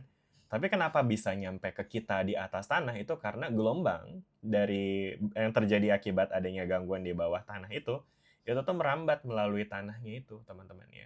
Dan kemudian rambatannya akhirnya menghantarkan energi sehingga energinya bisa diterima sama warga yang ada di atas bumi itu yang ada di atas tanah gitu ya kan. Jadi artinya dari situ teman-teman bisa lihat bahwa ada fenomena yang apa namanya yang kerap terjadi di kehidupan kita sehari-hari ya meskipun nggak terjadi setiap hari juga ya gempa, tapi artinya teman-teman tahulah familiar dengan fenomena ini gitu ya kan, bahwa gelombang itu bisa merambat melalui medium yang sifatnya bulky, contohnya adalah tanah, dan contoh gelombangnya adalah tadi gempa bumi ya kan. Nah sekarang untuk si gelombangnya untuk medium yang sifatnya bulky kayak gini ya kan, nah itu nanti yang bikin unik di sini adalah di medium yang sifatnya bulky itu tuh deformasi itu artinya perubahan bentuk ya. Perubahan bentuknya itu nggak hanya menghasilkan regangan sepanjang arah rambat teman-teman ya. Jadi ini yang bakal ngebedain dengan batang tipis tadi ya kan. Jadi kan kalau kita punya batang tipis ya kan, kemudian kita kasih deformasi longitudinal, artinya kayak kita tekan atau mungkin kita tarik si batangnya, dia tuh akan hanya menyebabkan terjadinya regangan yang sepanjang dengan si bentuknya ini ya kan ya. Jadi dia tuh hanya ada deformasi istilahnya regangan sepanjang arah rambat ya. Nah tapi kalau sekarang mediumnya bulky kayak misalnya tadi tanah ya, misalnya kita punya suatu volumetrik dari tanah, gimana gambar tanah ya? Gini kali ya. Nah gitu kali ya. Ya tanahnya kurang bagus ya. Nah terus habis itu misalnya ada gempa gitu ya kan terjadi di sini ya kan. Nah gempa ini teman-teman yang merupakan getaran yang sebetulnya terjadi ke segala arah ya, itu dia akan menyebabkan si tanah ini nggak hanya terdeformasi pada arah longitudinal gitu ya, pada arah yang sepanjang arah rambat, tapi dia juga ada deformasi geser teman-teman ya. Jadi tanahnya itu juga bisa bergeser, mungkin sederhananya kayak gitu ya. Karena arah dari si gangguan yang terjadi akibat gempa itu kan dia bisa jadi arahnya acak gitu ya kan, random ya, sehingga nanti deformasinya itu nggak cuma berkaitan sama deformasi yang sepanjang arah rambat, tapi dia juga berkaitan dengan deformasi lateral, teman-teman ya. Dan tegangan geser, oke? Gitu. Bisa dibayangin teman-teman sampai sini ya? Mungkin contohnya yang mungkin teman-teman pernah lihat juga kayak misalnya kita ngomongin soal benda yang sifatnya tadi ya bulky itu tadi misalnya kita punya ini deh misalnya agar gitu ya teman-teman ya. Kalau misalnya kita punya agar gitu ya kan, ketika kita dorong kan bisa jadi sebetulnya nanti dia terdeformasi secara geser gitu teman-teman, dimana dia nanti deformasinya akan jadi bentukan kayak gini teman-teman. Kebayang nggak sih? Jadi kayak meleot gitu. Nah itu mungkin katanya ya, kata paling gampangnya dia bisa meleot gitu. Jadi dia nggak cuma ketekan atau ketarik, tapi dia juga bisa meleot. Ngegeser itu artinya dia meleot ya kan. Tanah itu juga dia bisa meleot gitu teman-teman. Aduh meleot lagi sangat tidak akademis ya bahasanya. Tapi teman-teman ngerti lah ya maksudnya. Oke. Nah, kita lanjut teman-teman ya. Nah, jadi nanti karena di sini dia ada apa namanya? Ada shear stress ya atau tekanan geser ya. Nah, maka nanti kita akan lihat bahwa cepat rambatnya itu nanti akan sedikit berbeda dengan bagaimana cepat rambat terjadi pada kasus medium batang tadi, teman-teman ya. Nah, jadi untuk medium elastic isotropik, nah ini apalagi nih isotropik. Jadi isotropik itu adalah kayak medium yang kita bayangkan dia itu sifatnya homogenes gitu. Homogenes itu artinya kayak isinya tuh homogen. Misalnya kita ngomongin tanah nih. Misalnya kita asumsikan tanah itu medium elastic isotropik. Jadi artinya mungkin kita bisa asumsikan bahwa tanahnya itu isinya ya tanah aja. Nggak ada batunya, nggak ada akar pohonnya, nggak ada kerikil-kerikilnya, ya kan? Which is impossible untuk tanah jadi kayak gitu. Kecuali mungkin di tanah-tanah yang memang udah didesain seperti itu gitu ya. Tapi again, yang namanya fisikawan kan selalu males ya untuk nge-analisis kompleksitas yang segitunya. Makanya jadi kita mulai dari yang paling sederhana ini dulu ya, dengan mengasumsikan bahwa mediumnya itu elastik isotropik. Jadi kayak susunannya itu hampir homogen ya kan. Nah, ketika kita analisis untuk kasus medium yang elastik isotropik, nah itu nanti kita akan punya beberapa parameter yang bisa menggambarkan sifat elastiknya ya. Nah, parameternya ada apa aja? Yang pertama nanti kita punya konstanta Lame, ya, simbolnya lambda. Yang kedua, ya ini konstanta Lame juga sih. Nah, ini namanya konstanta Lame pertama. Nah, terus ini ada konstanta Lame kedua, ya. Nah, ini kalau konstanta Lame yang pertama ini berkaitan dengan respon volumetric medium terhadap kompresi, ya. Jadi, ini tuh respon volumetric itu artinya kayak seberapa besar dia bakal berubah volumenya ketika dia dikompresi. Kompresi itu artinya apa sih, teman-teman? Kompresi itu artinya ditekan ya. Ditekan ya kan. Jadi teman-teman bayangin misalnya punya slime gitu ya kan. Nah kalau misalnya slime itu kita kompresi itu kan volumenya jadi ngecil gitu ya. Nah ketika itu slime itu gampang dirubah volumenya ketika kita kompres, ketika kita tekan itu artinya nilai itu akan berkaitan dengan nilai si lambda-nya tuh teman-teman. Oke. Wait, ini ada apa? Nah, sedangkan yang kedua ini, jadi anyway ini lambda ini, again ini konstanta yang berkaitan dengan parameter medium ya. Jadi mohon bedakan ini dengan panjang gelombang ya. Ini kebetulan aja rumus simbolnya sama, tapi ini bukan hal yang sama ya. Oke, mirip kayak gaya simbolnya F ya kan, sama frekuensi yang tadi ditulisin sama siapa tadi? Kayla apa Salwa ya, simbolnya pakai F gede juga tuh ya kan. Nah, itu kebetulan aja sama, tapi aslinya nggak sama. Nah, ini nilai si lambda ini juga begitu ya. Meskipun sama-sama ngomongin soal gelombang, tapi lambda yang dimaksud di sini itu berkaitan sama karakteristik dari si mediumnya. Bagaimana respons volumetric medium terhadap kompresinya. Nah, sedangkan berikutnya di sini kita juga punya mu nih, teman-teman ya. Yang mu-nya itu disebut sebagai konstanta Lame kedua, atau sering juga disebut sebagai shear modulus atau modulus geser ya. Jadi dia berkaitan dengan kekakuan medium terhadap deformasi geser. Atau secara secara sederhana tadi kita bisa bayangin mu itu menggambarkan seberapa mudah dia meleot ya kan. Nah, istilahnya meleot banget lagi. Gitu ya teman-teman ya, karena geser gitu ya kan, deformasi geser. Nah, terus habis itu ada apa lagi nih? Nah, sekarang berikutnya modulus bulk ternyata bisa disusun oleh kedua parameter ini, teman-teman ya, untuk medium padat ya. Jadi untuk medium padat modulus bulk itu bisa kita nyatakan dengan lambda plus 2/3 mu ya. Nah, ini agak definitif ya jadinya. Sebenarnya mungkin ada penurunan persamaannya dengan analisis geometri segala macam, tapi untuk sekarang cukup telan aja dulu seperti ini ya, bahwa modulus bulk itu tergantung pada dua parameter ini ya. Seberapa mudah dia diubah volumenya dan seberapa mudah dia meleot tadi. Mungkin kalau lambda itu seberapa mudah dia kegencet gitu. Kan kompresi ya. Seberapa mudah dia kayak kegencet sama seberapa mudah dia melewat dia kan. Oke. Nah, terus habis itu nanti teman bakal bisa lihat nih dengan masukkan kontribusi geser terhadap deformasi longitudinal. Nah, nanti deformasi efektif untuk gelombang longitudinal pada padatan bulk itu berubah menjadi kayak gini nih ya. Jadi maksudnya ini sih kaitannya tuh dengan Y yang tadi ya. Jadi kalau misalnya tadi kita punya kecepatan rambat ya kan yang pada kasus batang tipis itu dia jadi Y per rho aja ya kan. Nah, pada kasus yang benda medium yang sifatnya bulky, itu nanti Y-nya bisa kita analogikan dengan B plus 4/3 mu nih, teman-teman ya. Dan again, angka-angka ini mungkin saya nggak tertarik untuk nurunin ini secara dalam. Saya pengen teman-teman untuk ngeliat aja efeknya atau fenomenanya ya. Jadi, parameter apa yang akan mempengaruhi kecepatan gelombang pada medium padat yang sifatnya bulky. Oke? Nah, jadi kalau dia sifatnya bulky, ternyata nanti gelombang longitudinalnya, kecepatannya itu bisa kita hitung dengan rumus ini, teman-teman ya.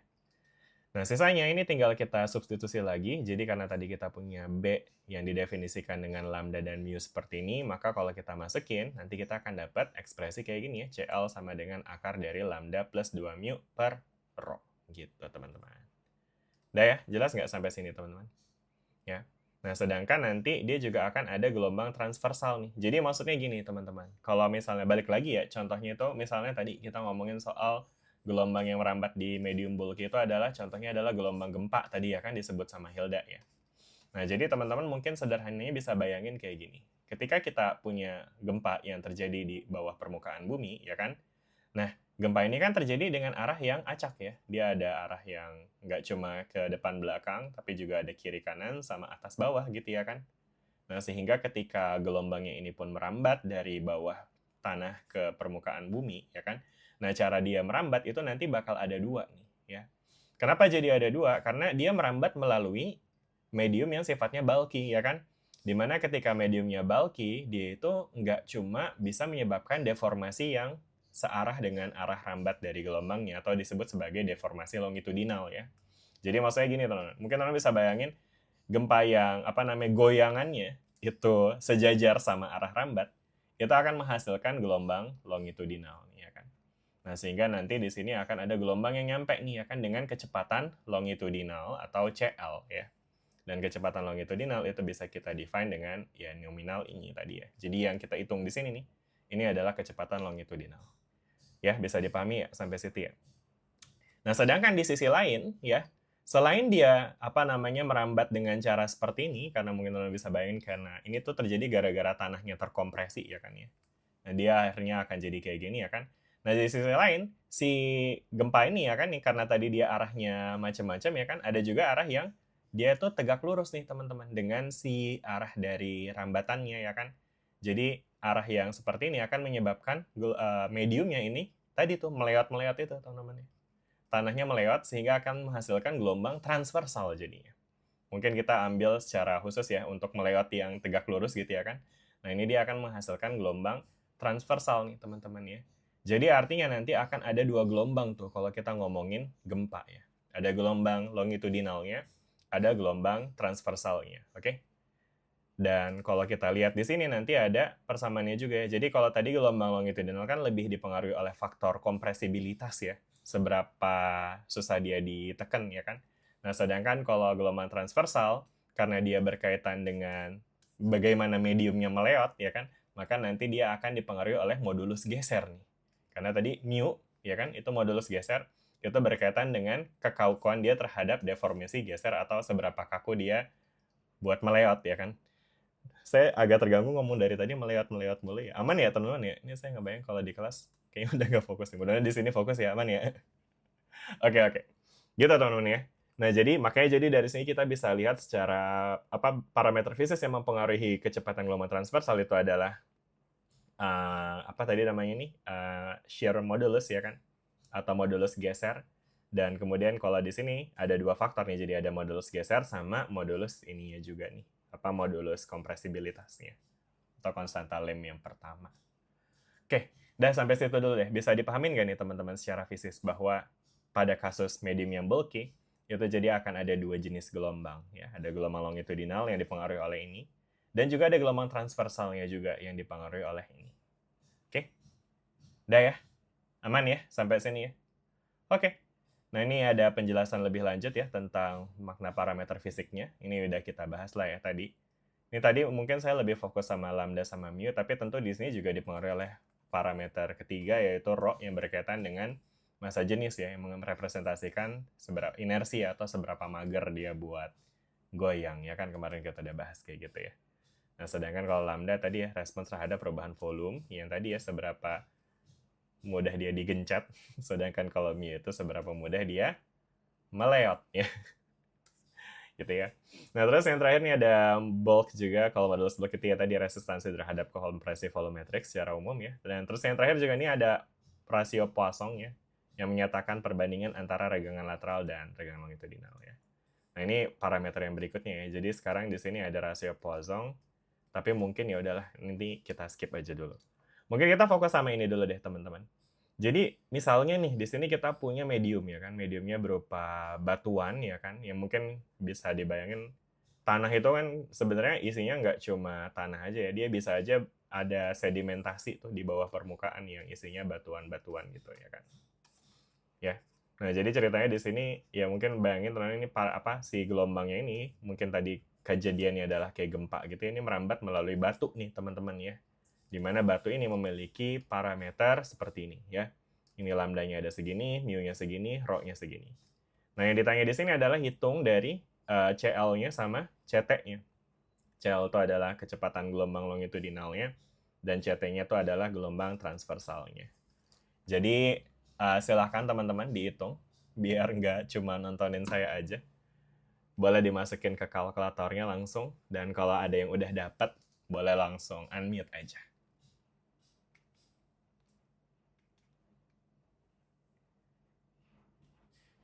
Yang paling cepat ngitungnya saya kasih 1 poin. Wow, langsung. Sabar. Ya, langsung ya, cepet-cepetan unmute aja ya.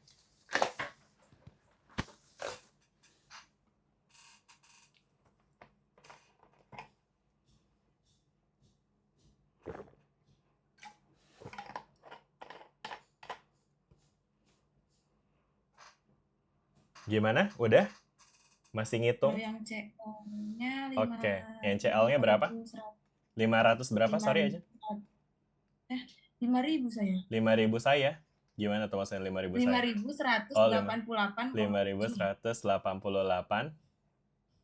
5.188,7. Satuannya apa nih? Meter per second ya? Meter per second. Oke, good. Kalau CT-nya gimana? Udah dihitung juga? 2.773,5 meter per second. 73,5 meter per second. Oke, nice. Siapa tadi? Ajeng ya? Ajeng mana nomor berapa Ajeng? Ini ya. Sama tadi yang kedua siapa tuh CT yang nyebutin CT? Saya, Pak. Siapa saya? Fahriza Fatan. Mutiara Tika. Mutiara. Mana Mutiara? Mana sih Mutiara 15. nomornya? Hah, nomor 15 aja. 15. Oh, ini ya. Oke, siap. Ya, aman Mutiara, kelihatan. Oke. Itu ya teman-teman ya. Ya, jadi dapat ya segini ya angkanya ya. Nah, sekarang kalau kita lihat ternyata mana yang lebih gede nih? CL apa CT? CL ya. Oke, CL udah jelas ya lebih gede dari angka ya. Nah, kira-kira ini bakal selalu nggak sih teman-teman? CL itu lebih gede dari CT?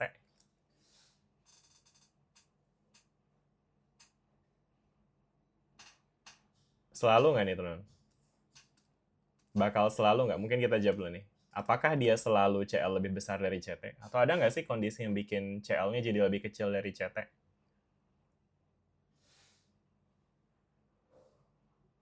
Kayaknya selalu pas, soalnya dia mu-nya 2 kali, terus ditambah lambda juga. Bener, jadi dari penyebutnya aja udah kelihatan ya, si CL ini emang penyebutnya lebih gede, karena udahlah dia mu-nya dikali 2, terus ditambahin sama lambda pula, yang nilainya dia positif nih ya kan. Karena ini again menggambarkan kekakuan dari suatu medium yang nggak mungkin negatif, jadi nilainya pasti positif, jadi nggak mungkin mengurangkan, sehingga CL penyebutnya lebih besar, sehingga CL secara akhir, nilai akhirnya itu pasti lebih besar juga, ya kan? Oke. Nah, terus sekarang implikasinya apa nih ke apa namanya? Mungkin nih ada P wave sama S wave ya. Jadi ini konteksnya balik ke gempa lagi sih sebenarnya teman-teman. Jadi kan tadi kita lihat ya, intinya dalam kasus medium bulky seperti ini, kita tadi jadinya gelombang itu bisa merambat dengan dua cara tuh nanti ya. Ada longitudinal sama ada transversal. Jadi artinya nanti akan ada gelombang yang merambat dengan CL dan juga ada gelombang yang merambat dengan CT ya. Nah, artinya karena CL tadi dia lebih tinggi nilainya, artinya itu dia bakal nyampe duluan tuh teman-teman gelombangnya. Ya. Jadi gelombang longitudinal akan nyampe duluan ketimbang gelombang transversalnya, ya kan? Nah, makanya karena nanti akan ada dua gelombang yang kita rasakan di atas, ya maka istilahnya nanti ada istilah gelombang gempa awal sama gempa susulan tuh, ya kan? Jadi gempa yang kita rasain di awal itu adalah gelombang longitudinal yang nyampe di permukaan, ya kan? Atau sering juga disebut sebagai P wave. P itu stands for primary wave ya. Jadi dia adalah gelombang yang nyampe duluan di permukaan ketika gempa terjadi. Sedangkan CT itu disebut juga sebagai S wave, di mana S itu stands for secondary wave. Jadi itu adalah gelombang kedua yang nyampe setelah gelombang pertama. Sering juga disebut gelombang susulan jadinya ya kan. Dan kenapa dia nyampenya belakangan? Ya karena S-wave ini sifatnya transversal yang rambatannya lebih lambat daripada si CL, ya kan? Ya, dan kemudian kenapa dia lebih lambat? Ya tadi, karena dia hanya dipengaruhi oleh mu sebagai penyebut, ya. Sedangkan kalau CL ini dia ada lambda plus 2 mu-nya, ya kan? Bisa dipahami sampai sini?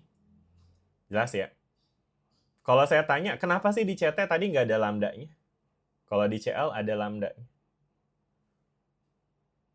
Ada yang bisa jelasin nggak?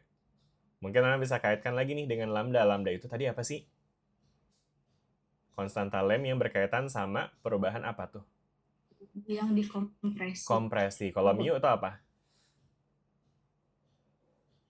Geser. Deformasi geser ya kan? Atau mu itu stands for meleot tadi. Makanya jadi kalau transversal itu cuma kaitannya sama meleotnya aja ya kan. Sedangkan kalau CL, longitudinal, itu dia juga berkaitan sama kompresi ya kan secara sederhana. Sehingga karena faktor yang mempengaruhi CL itu lebih banyak, maka nilai CL juga akan lebih besar karena penyebutnya juga lebih besar di sini ya kan. Oke, itu dia teman-teman. Berikutnya ada apa lagi kita di sini? Ini tadi udah hitung-hitungan. Terus ini interpretasi, ya. Ini tadi yang kita ada diskusi ya, bahwa obviously CL akan lebih besar dari CT karena penyebutnya lebih besar. Ya. Nah, terus di sini ada aktivitas ya, studi kasus seismik. Nah, jadi ini sebuah gempa tercatat pada stasiun berjarak 300 km, di mana kecepatan gelombang P-nya itu 6 km per sekon dan kecepatan gelombang S-nya adalah 3,5 km per sekon. Ya. Nah, yang ditanya adalah hitung waktu tiba P-wave. Ya, jadi itu artinya waktu yang dibutuhkan untuk si P-wave merambat tuh dari sumber gempa ke stasiun pengukuran gempanya ya. Nah, gimana nih hitungnya teman-teman? Kayaknya gampang banget ya. Gimana cara ngitung waktu dari kecepatan dan juga jarak nih? Yang bisa jelasin saya kasih poin. Harus dipancing poin dulu. Nah, kan akhirnya. Gimana? Jarak dibagi dengan kecepatan. Siapa itu yang bicara? Mana sih orangnya? Indah ya? Indah. Oke, ya betul tuh ya. Jadi waktu tiba gelombang P simply bisa kita cari dengan jarak dibagi dengan kecepatan gelombang P, ya kan? Karena jarak itu kecepatan itu kan jarak bagi waktu ya. Berarti waktu itu ya jarak bagi kecepatan. Ini 300 dibagi sama 6. Nah, ini satuannya udah sesuai lah ya. Karena ini kilometer per second. Jadi kalau kita bagi, dia bakal jadi berapa nih? 50 sekon gitu ya kan. Nah, lanjutannya apa lagi? Kalau TS-nya gimana nih? Waktu tiba gelombang S-nya? Sama aja, Pak. Sama aja. Tinggal jarak dibagi sama CS ya kan? CS. Berapa tuh? 300 bagi 3,5. Berapa tuh 300 bagi 3,5? Berapa? 85,7 second. 85,7. Sampai dihitung lagi nggak tuh? Iya. Sabar. Iya. 85,7. Cuma ngitung ulang doang. Trust issue soalnya. Oke. Anyway, ini dari sini berarti kita bisa hitung tuh ya kan? Selisih waktu tibanya berapa tuh berarti? Selisih arrival time-nya. 85,7 kurang 50 ya kan? Sekitar berapa nih? 35,7 second. 35,7 sekon ya. Oke. Nah, ini dia teman-teman ya. Jadi dari sini teman-teman bisa lihat cara sederhana bahwa waktu yang akan kita amati untuk tibanya gelombang P dan S itu akan memiliki selisih ya. Ya kan, dan selisihnya kalau jaraknya 300 km itu dia akan jadi 35,7 sekon ya. Oke, jelas nggak teman-teman hitungannya? Nah, ini kenapa hitungan ini jadi penting? Karena biasanya teman-teman yang terjadi tuh justru sebaliknya ya. Jadi yang kita bisa amati di di stasiun pengukuran itu adalah kita nggak pernah tahu sebenarnya gempanya itu adanya di mana. Maksudnya dari awal kita nggak tahu ya kan. Karena pas gelombang nyampe itu kita nggak bisa nanya kan ya, dari mana mas gitu kan. Oh dari sana gitu, nggak bisa tuh. Atau udah jalan berapa jauh, nggak bisa. Yang kita tahu cuma oh udah nyampe gitu ya kan. Nah jadi mungkin teman bisa bayangin kalau misalkan di sini kita punya misalnya ini di permukaan bumi ya kan. Nah, yang kita amati di sini hanyalah kita punya stasiun pengukuran gempa nih namanya, teman-teman ya. Dimana ketika gempa datang, entah dari mana, itu nanti kita akan bisa amati sinyalnya, teman-teman. Ya, jadi kalau nggak ada gempa, sinyalnya lurus-lurus aja, ya kan. Nah, pas gempa pertama datang, wah ini ada hentakan nih, syung, gitu ya kan. Nah, terus gempa kedua datang, dia syung lagi, gitu ya kan. Nah, terus gempa kedua tuh biasanya tuh, amplitudenya lebih besar. Karena gempa kedua itu tadi sifatnya transversal kan ya. Jadi kalau misalnya tadi gempa pertama datangnya cuma maju mundur cantik gitu doang ya kan. Nah ini dia kayak, dia bolak-balik kayak memantul hilang kendali lah gitu pokoknya. Jadi nanti dia bakalan kayak gitu, amplitudenya jadi lebih besar. Ya, jadi maksudnya dari pengamatan sinyal gempa itu nanti kita bakal bisa lihat ada waktu tiba gelombang P dan ada waktu tiba gelombang S ya kan. Nah dari kedua waktu tiba ini kita bisa hitung nih berapa selisih si waktu tibanya ya kan. Nah dari selisih waktu tiba ini kita bisa nih nanti teman-teman dapetin jaraknya ya kan. Gimana cara dapetin jaraknya? Ya simply bisa pakai hitungan yang tadi ya kan. Karena selisih waktu tiba itu simply adalah TS dikurang TP gitu ya kan. Sedangkan TS itu adalah jarak dibagi dengan kecepatan. Ini VS ya, dibagi dengan jarak dibagi dengan kecepatan juga ya kan, VP.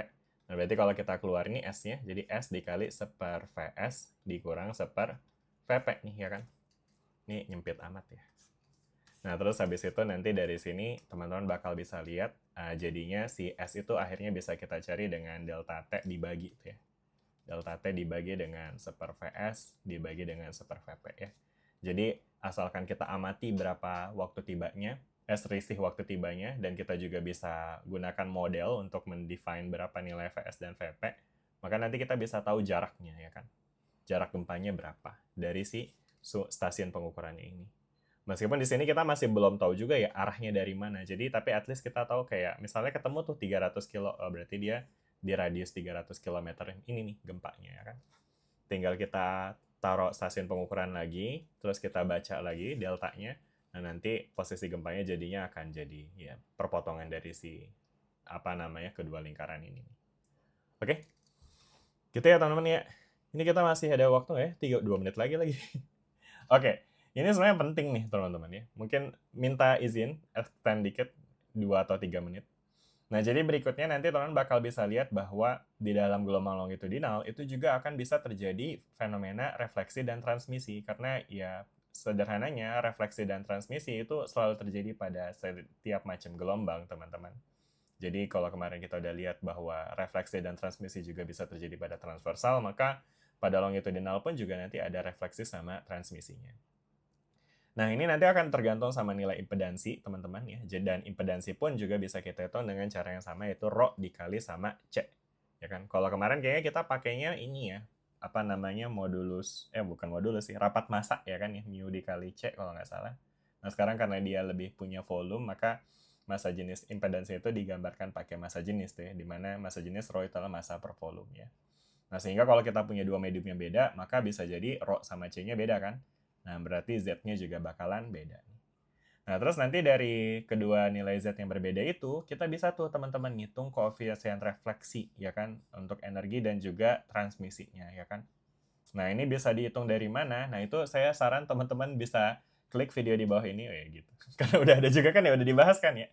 Jadi nanti silakan teman-teman cek episode kita yang bagian ini buat inget-inget lagi gimana nilai ini didapatkan ya. Kalau nggak salah tuh dari yang gini ya, lumayan panjang lah tuh ya dapetinnya. Nah, yang ini dah pokoknya deh ya. Ini koefisien refleksi ya kan, dapat segini ya kan. Ini koefisien transmisi. Nah, terus habis itu yang dibahas itu lebih ke energinya ya. Jadi kalau kita lihat energi itu tinggal kita kuadratin tuh teman-teman ya. Nah, ini dia. Jadi koefisien dari refleksi energi itu ya. Yang ini nih, ini dikuadratin, yang transmisi energi juga ini dikuadratin ya kan. Nah, kita dapat tuh ini ya. Jadi silahkan cek lagi video kita di kapan tadi tuh? Bulan lalu ya, 3 minggu yang lalu. Oke, nah terus habis itu nanti karena dia hukum kekekalan energi ya, jadi kalau emang dia ideal tanpa disipasi, maka nanti R ditambah T-nya itu harus nilainya sama dengan 1. Ya. Nah ini ada contoh soal ya, ini mungkin nanti bisa teman-teman kerjain aja. Kalau nggak salah itu nanti dia bakalan ada di PR juga, buat belajar lah. Ya, karena mungkin nanti bisa aja di UTS ada soal model kayak gini. Wah, udah warning banget ya, udah ngasih bocoran banget ya. Nah, terus habis itu nanti ada bahas tentang impedance matching juga. Ini juga kayaknya udah dibahas kan di PR ya. Waktu itu siapa yang kerjain ya? Siapa yang kerjain ini ya kemarin ya, impedance matching? Aulia bukan sih? Atau siapa ya? Ya adalah pokoknya. Ada PR yang kemarin kita sempat bahas tentang impedance matching. Jadi ini juga prinsipnya masih mirip ya teman-teman dengan yang kemarin kita pernah bahas ya. Udah deh, sisanya ini tugas mandiri. Yang artinya ini adalah PR yang teman-teman bisa kerjain. Silakan kerjakan untuk minggu depan karena kita nggak ada kelas juga. Jadi ya saya expect kalau bisa semua sih semua ya. Tapi ya kayaknya saya lebih ke pengen ngebebasin teman-teman aja lah. Teman-teman kerjain sesukanya teman-teman. Cuma tentu teman-teman bisa bayangin semakin banyak soal yang teman-teman kerjain, semakin banyak teman-teman berlatih sehingga semakin siap untuk variasi soal yang bakal mungkin muncul di UTS nanti, ya kan? Ini saya kasih sengaja banyak nih biar makin banyak juga media latihannya, biar nanti teman-teman makin siap gitu ya kan, makin mantap lah gitu untuk menghadapi ujian yang akan teman-teman hadapi minggu depan, ya kan? Aman ya teman-teman ya? Udah selesai materi kita? Wah, jadi extend 2 menit, mohon maaf jadi agak telat selesainya. Oh, kita belum absen guys. Absen dulu kali ya. Boleh nih teman-teman dinyalain kameranya. Lagi. Kita akan berfoto bersama. Mari kita ambil gambar dalam hitungan saya. 3, 2, 1. Oke. Ini taruh mana ya? Taruh sini ya. Lalu, di page keduanya, saya akan ambil gambar lagi. Wah, ini ada yang belum nyala nih. Ntar dia tuh nggak masuk loh. Ayo nyalain semuanya. 3, 2, 1. Oke. Lalu, udah ya? Ini udah ada berapa nih? Udah semua ya? Kayaknya udah masuk ya? Paling sayangnya yang belum ya. Mari saya foto diri saya sendiri. 3, 2, 1. Oke. Hilda, kenapa raise hand? Kenapa Hilda? Kita mau ngomong. Mau ngomong? Wih, kayak serius banget ya. Saya udah serem banget tuh kalau kayak gitu. Ngomong apa? Ngomong aja. Kenapa harus ada prolognya dulu sih? Kita mau ngomong. Oh, kita. Saya pikir dengarnya kita mau ngomong. Udah tahu Pak, orang dia yang raise hand pasti saya ngomong. Tahu aneh banget Hilda ini. Dia lempar batu sembunyi ke tangan. Jadi gini Pak. UTS gelombang sama Lismak itu di hari yang sama. Apakah bisa gelombang dipindah di hari Kamis atau di Jumatnya Pak? Waduh, saya kurang tahu tuh. Itu mungkin bisa tanya sama ini kali ya, panitia UTS ya? Sama Bu Julia atau Pak Fariski. Kalian kenal sama Pak Fariski gak? Benar Fariski. Nah yaudah, itu beliau soalnya ini panitia UTS kan. Jadi mungkin kalau emang teman-teman ada isu dengan jadwalnya, silakan disampaikan ke beliau karena beliau yang ngatur jadwal secara keseluruhan ya. Soalnya jadwal UTS itu nggak bisa ditentuin sama dosennya masing-masing, tapi harus disinkronisasi dengan jadwal ujian yang lain biar nggak tabrakan, nggak bentrokan, ada ruangannya, ada pengawasnya, dan seterusnya. Jadi kalau emang ada isu, silakan disampaikan, mudah-mudahan bisa diakomodasi. Tapi kalau emang ternyata nggak bisa, berarti mau nggak mau tuh. Tadi apa sih barengannya? Sama apa? Sama Lismak, Pak. Lismak. Jadi Bapak di jam 10, terus Lismaknya langsung di jam 1. Oh, oke. Susah tuh ya Lismak kayaknya tuh ya? Iya. Susah banget kayak susah bahasan banget. Sekerta. Tapi kan gelombangnya gampang, ya kan ya? Jadi aman lah. Oh enggak ya, gampang. Iya. Ya udah, tapi mungkin nanti bisa itu aja dikomunikasiin aja. Ya, apa namanya sama Pak Nur Fariski. Harusnya sih kalau nggak salah, kalau emang Kamis itu harusnya sih kosong ya. Iya nggak sih? Tono udah lihat jadwal UTS belum sih? di Kamis Bener, itu Kak. kan kayaknya banyaknya online gitu ya. Artinya seharusnya sih bisa-bisa aja ya. Tapi saya nggak mau memberikan janji palsu karena ini juga udah ada yang manage. Jadi silakan teman-teman komunikasi sama Pak Nur Fariski. Oke? Aman ya? Boleh buat cheat sheet, Pak. Oh, buat gelombang ya boleh. Nanti boleh ada cheat sheet-nya. Itu kalau nggak salah cheat sheet ukuran A4. Tapi saya lagi diskusi juga sih sama dosen apakah emang cheat sheet-nya dari teman-teman atau dari dosennya langsung gitu. Kalau saya dengan cheat sheet dari dosen kan artinya teman-teman udah nggak perlu nulis sebanyak jagat raya gitu ya kan. Rumus yang diperlukan udah disediakan, tapi ya nanti saya akan coba obrolin lagi. Tapi untuk sementara siapin aja dulu yang teman-teman bisa siapin. Yang udah-udah sih biasanya 1 lembar A4 gitu sih. Jadi silakan disiapin aja. Sama paling utama sih kalkulator sih. Jangan sampai nggak bawa kalkulator ya. Oke. Ada lagi? Itu kenapa Rizka begini-begini? Ada begini-begini ya loh dia. Aman ya? Aman-aman. Ada lagi nggak teman yang mau ditanyain? Udah? Aman semuanya? Udah, kalau gitu berarti mungkin kita cukupkan. Terima kasih teman-teman semua untuk partisipasinya sebelum UTS ini. Mudah-mudahan UTS-nya nanti lancar, dan setelah UTS juga masih ketemu sama saya sih. Jadi, sampai ketemu lagi di pertemuan kita berikutnya. Semoga lancar ujiannya dan segala macamnya. Terima kasih. Assalamualaikum warahmatullahi wabarakatuh. Dadah semuanya. Waalaikumsalam warahmatullahi wabarakatuh. Terima kasih, Pak. Terima kasih. Terima kasih, Bapak. Terima kasih, Pak. Terima kasih, Bapak. Terima kasih, Bapak.